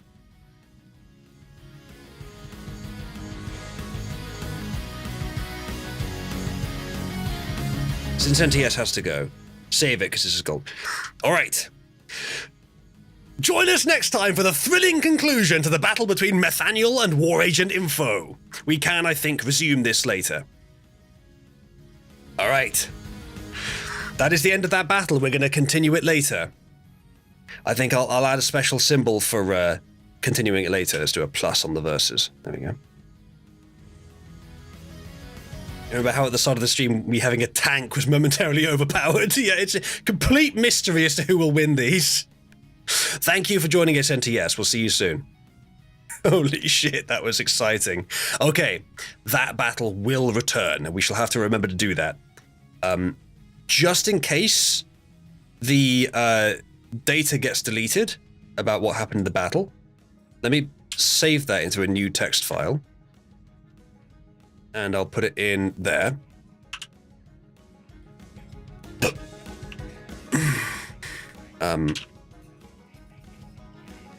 That's now saved on my hard drive as well as saved in the browser's memory. I could even send it to you guys actually so you guys can keep a copy. So there's no way we lose it. We have to finish. We have to continue exactly from where we started. That's just a pure text file version of what's on the screen right now. Okay, that should be fine. If someone wants to download that, then we'll have a definite backup. Holy shit, that was exciting. Okay. Ladies and gentlemen, we'll continue that when both competitors are ready. We still have 28 minutes left of the stream. Submit your fighters, we'll do another round. Yes. Am I still awake? Only just. There's Shell Shock. Okay. Let me sort out what needs to be done for the next round. Oh, and remember, by the way, for that game that the bounty is now 5,000 user coins. The one with Plasma and NTS.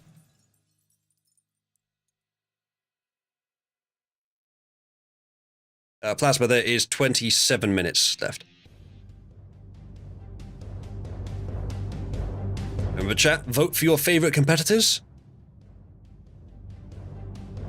It's not all the text, isn't it?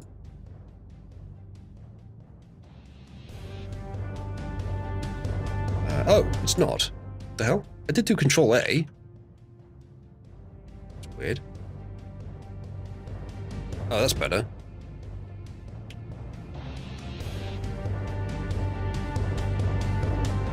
I don't know why that didn't work, but it has now. It's copied now into the file. Let me send it again.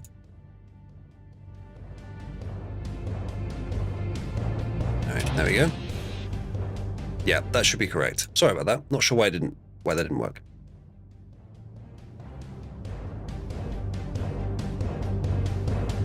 I don't think so, Plasma. But not a bad theory.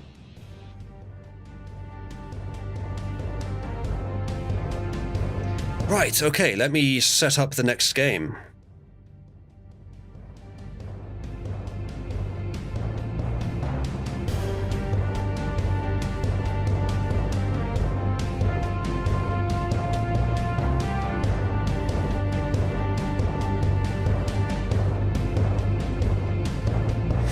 Okay, we're ready for the next game.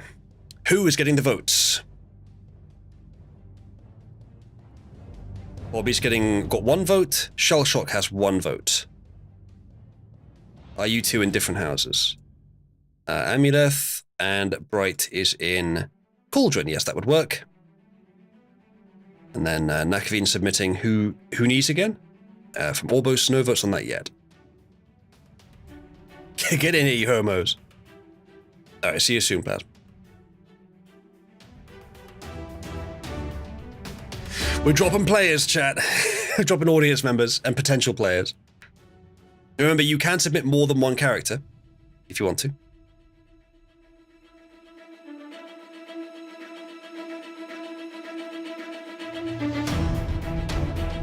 And if you like, we can end before the 4 hours, though I will try to go for the full 4 hours. Alright. There's only 3 submissions. There's a lot of images being posted, but they're not actually submissions for characters to fight this time. I think Plasma's just dumping all the records he has of the characters. Yeah, we didn't have the fight this was originally set up for, Libertine versus Chase, because fucking Chase wasn't here. Fucker.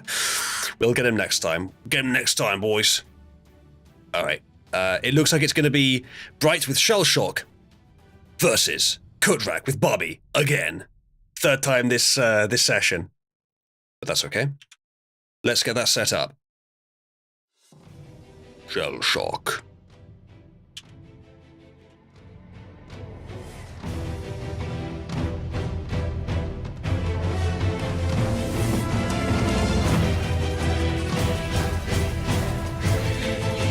Image.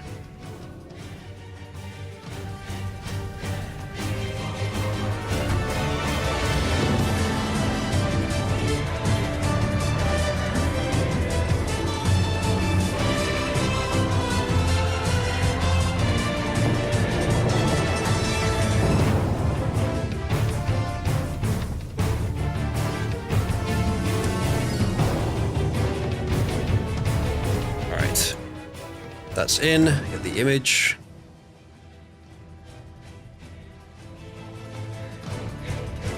All right. Are you ready, chat? Next round. If it's a slightly longer one, perhaps the final round of the night. Shellshock versus Bobby Rabaruto-san. Let's roll for first turn. It's gonna be Shellshock going first. Bright, what do you do? Chase missed out on all of it, Puma. His own potential fight, as well as all the ones that did happen.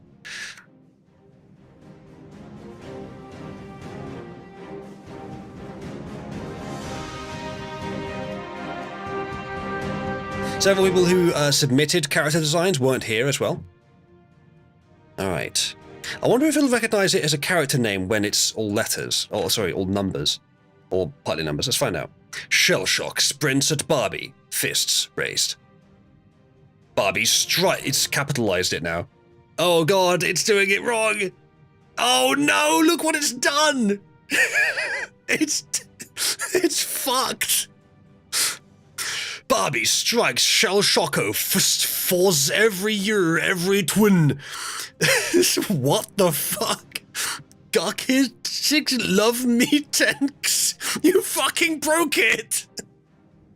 I'm gonna keep going and see what happens. Barbie drops a flash grenade and is surrounded by magical smoke. Shell Shock knows exactly where the cloak went because he can smell the buttered pastrami. What? What? What? That sounds delicious. He can smell the buttered pastrami. Well done, Bright. You have fucked this AI right in the arse. Korak, it's your turn. You know what? I'm going to put that as a special award. Shell Shock can smell the buttered pastrami.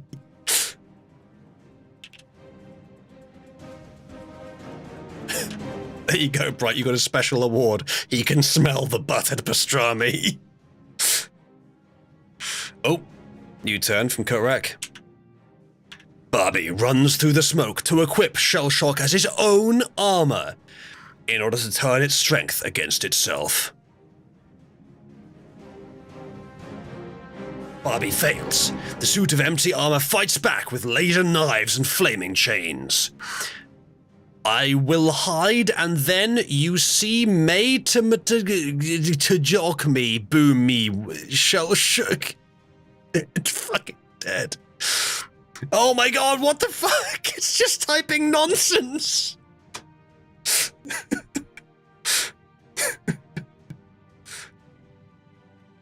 Let's not even try to read that out. That's in there though.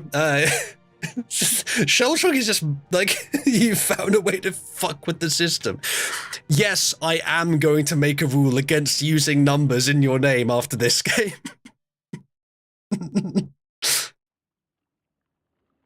Shell Shobsy, squizzy world burn. You son of folk, zo to complete nonsense. I don't know, Korak. You're gonna have to use your imagination. It's Shell Shock's turn, though. Bright, it's your turn.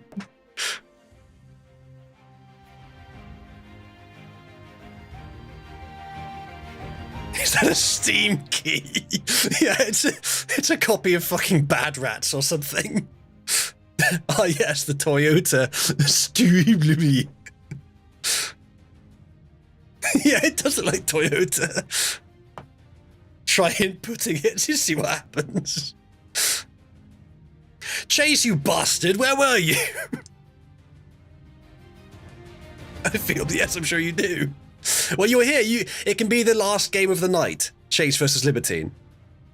You okay, Boomer? Do you want some help? All right. Hold on, chat. I'm gonna go help Boomer. Be right back.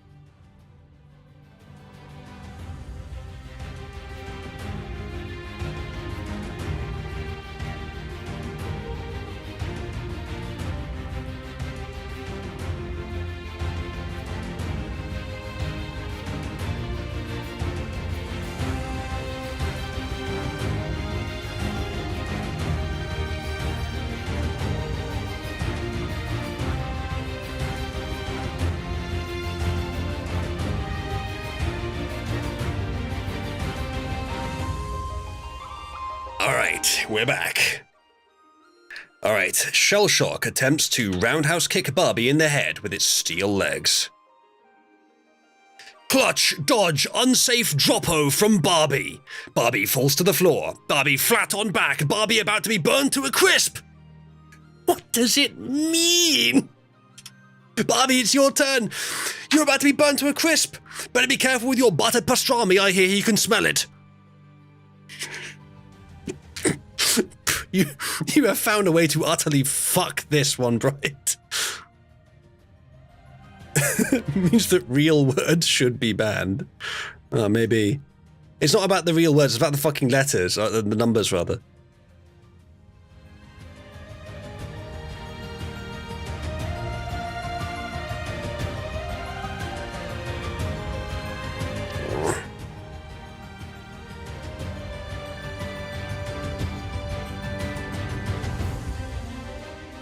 Yeah, Marcatello, please check if you did mistype the key.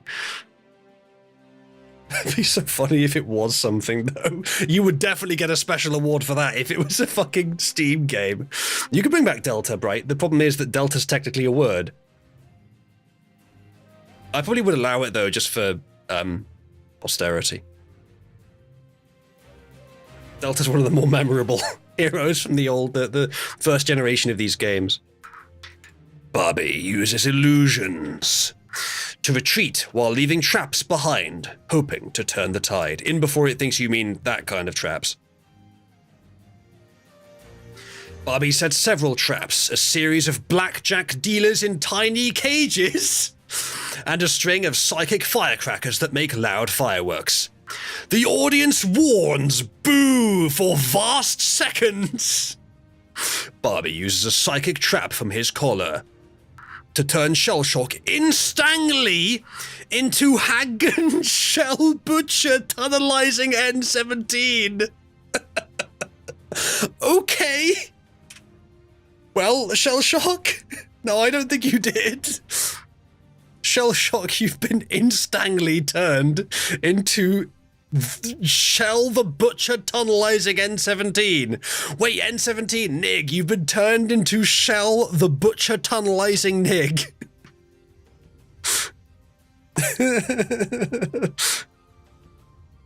Yeah, who went first? Yeah, Korak, you can re-roll if you want.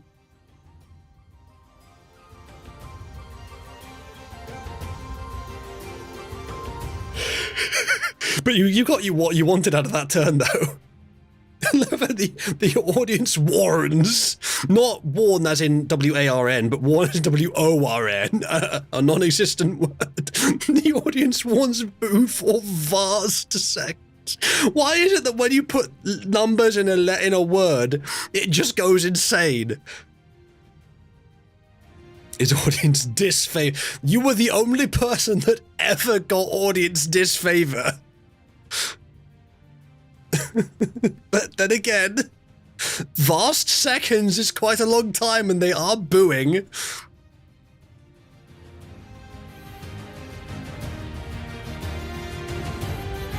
It's acting like someone who puts numbers in words, a retard, yeah.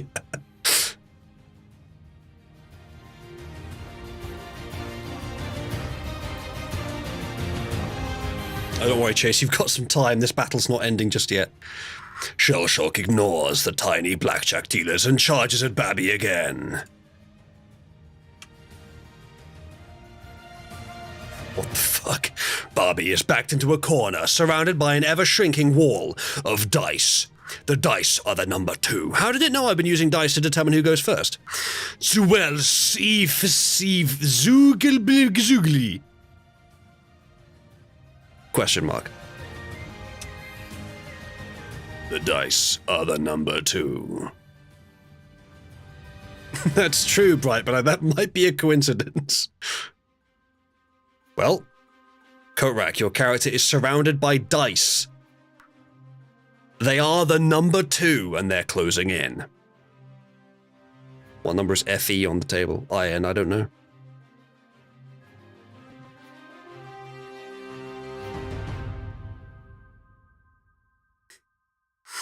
This is so fucking stupid. Bright, I think we may have to change your character's name after this round. The AI may not even be able to comprehend the idea of victory or defeat at this rate. He breaks the AI. It's funny, but I think this is the round in which it will be funny. We can enjoy it for now, and then we'll change it for next time. It defeats the mind.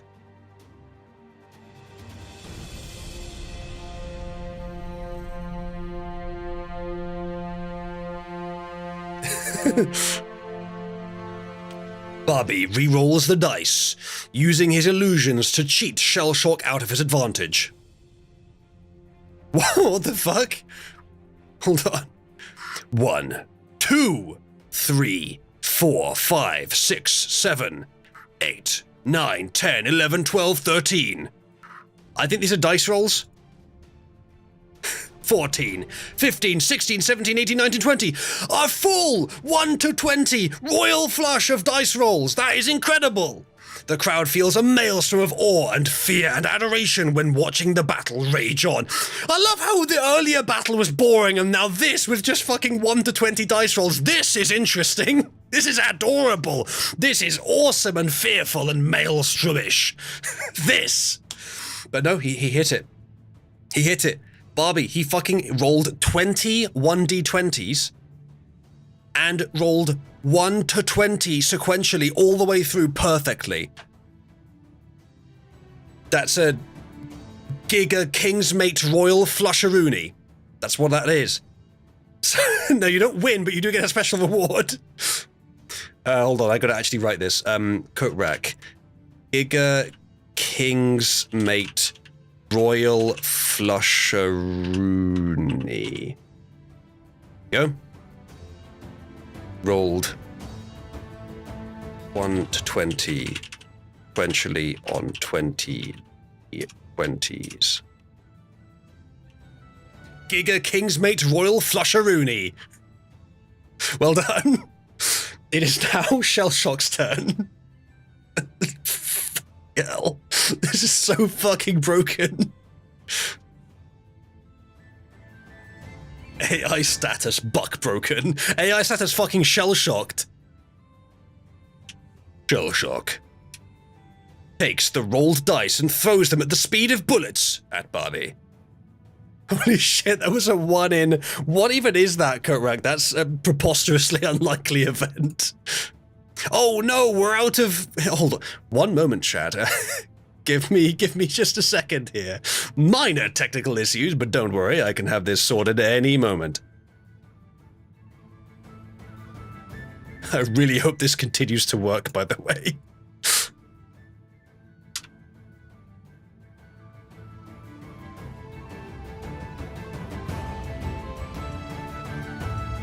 And we're back. Yep, all fine, never mind. Send. Oh no! A to V, U, G, J, K, O, H, 5E, more gobbledygook. He rolled a 21 on a D20! He did it! He hit the ultimate! Barbie is now down. The winner is... That's it, it's over! It's over! I think we count that. Alright, chat. Press 1 if Shellshock just won.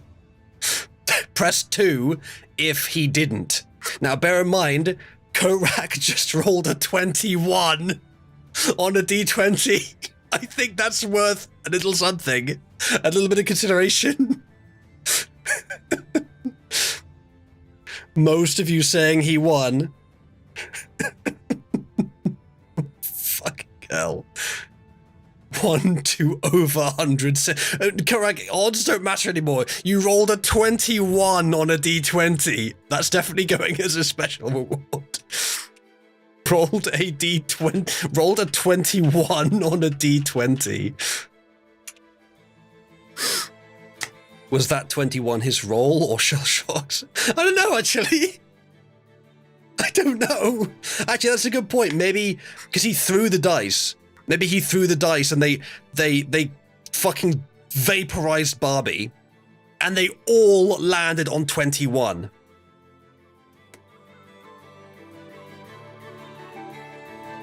What do you reckon, chat?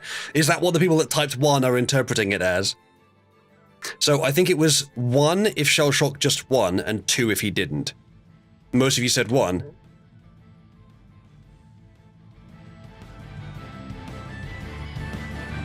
Yeah, Nakavine. That's like one of those anime scenes where the main character wins the tournament with some bullshit that's so outlandish, it's only allowed because it's not explicitly banned. Yes, exactly that. Barbie rolled a 1 to 20 royal flush. The only way to beat him was to roll a 21. That's true. That's so true. He rolled a Giga Kingsmate Royal Flusheroonie, so you rolled a fucking 21. Yeah, Korak, it didn't say that you were rolling these either, but it did say that he threw the dice. So I'm definitely interpreting that as that he rolled it. I think the majority vote is this one correct. Unfortunately, once again, by popular demand, you have lost a battle, but it was close. He took the dice that had appeared out of nowhere, launched them at you at the speed of a bullet. It knocked you down, and then they all landed 21. Or maybe it was just one dice, I don't know.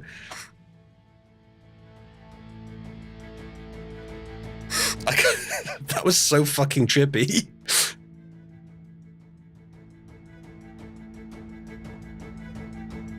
Oh, have you actually investigated that, correct? Have you determined that?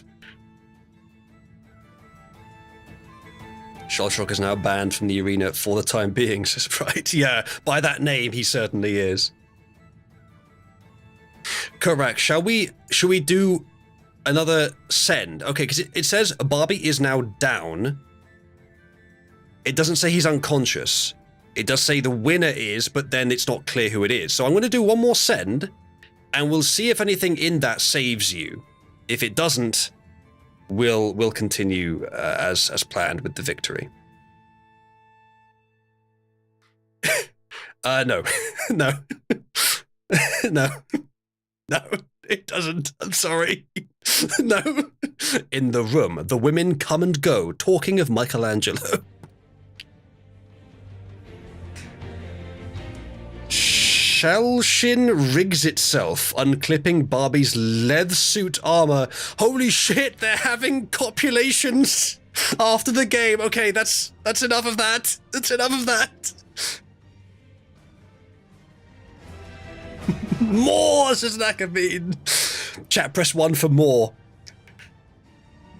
Go on. Just below.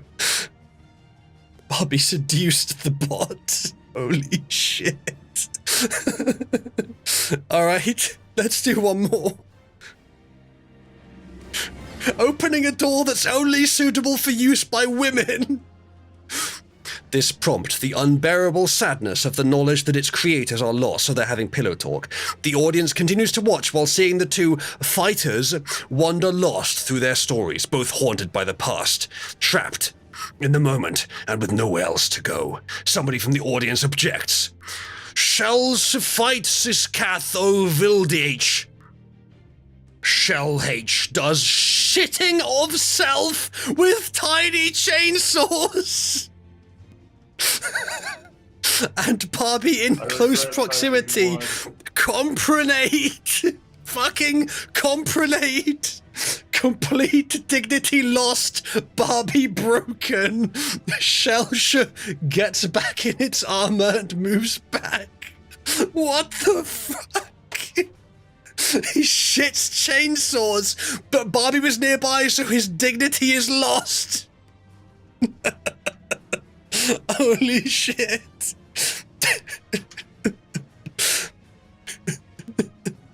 Literally buck broken. Literally shit broken. Chat, do you even comprehend what's going on right now? I'm gonna keep going. Oh, what? Oh, no! Oh, no, they found a way around my bullshit. Well, that's it for tonight, chat. We are at 4 hours. That's it for tonight. Maybe we'll continue it next time.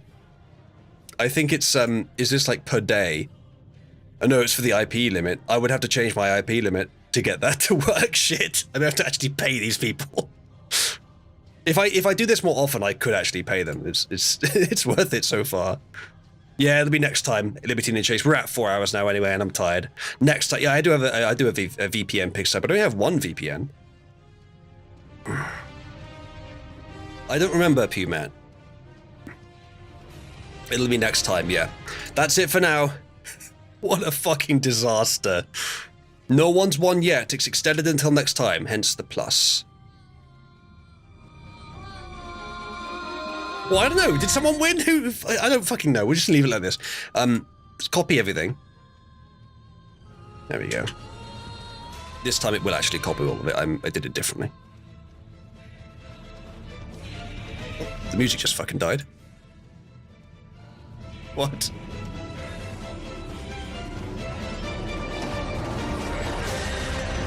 Hold on.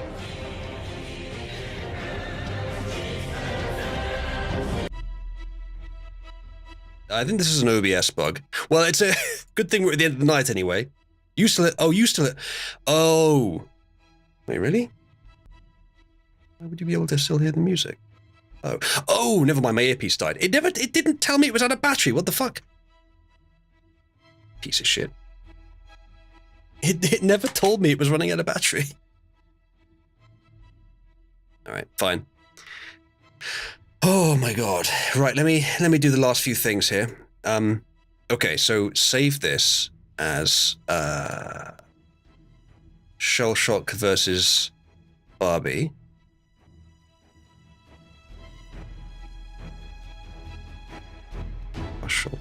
Text.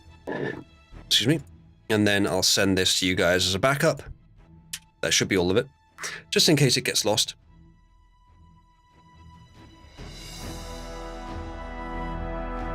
Oh, wow, that was fun. 2 matches to be continued next time, indeed. We all lost, says Matthias. And who think the next time will be? Good question. Chase and Libertine, when are you two next free? Let's figure this out.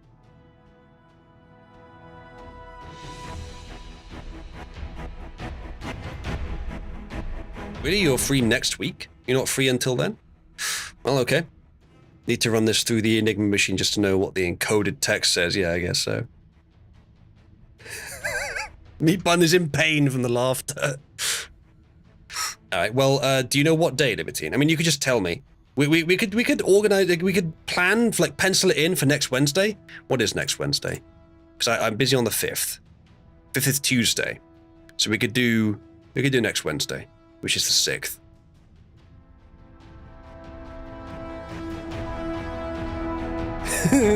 Thank you, Pigsty. We'll pencil it in for Wednesday then, but that may need to change. My plans could potentially change, but aren't likely to. Chase, are you going to be available to join next Wednesday at normal stream time, so 4 hours earlier than right now? Is Chase actually here? Okay, good. Well, hopefully it's fine. As long as you know that that's the plan, I will try to remind you closer to the time as well. All right, Jesus fucking Christ. That was insane. Oh, thank you for joining me for this insanity chat. This should be available on the Cabal community channel. It should still be streaming there. And I may upload the VOD to the Crimson Maxima Rumble channel as well. And if I do, I'll post a link somewhere for that. Whew. Fun. Right, thank you for joining me. That's it for me. I'm going to bed soon. End of stream. I will do the outro as normal, because you guys like the outro music. And then we could go to Pit 1 and watch something. I might just do something on my own, by the way. Otherwise, maybe I will get myself a quick bite to eat and then go to bed. All right. Thank you, chat. Enjoy the outro music. We'll see you next time.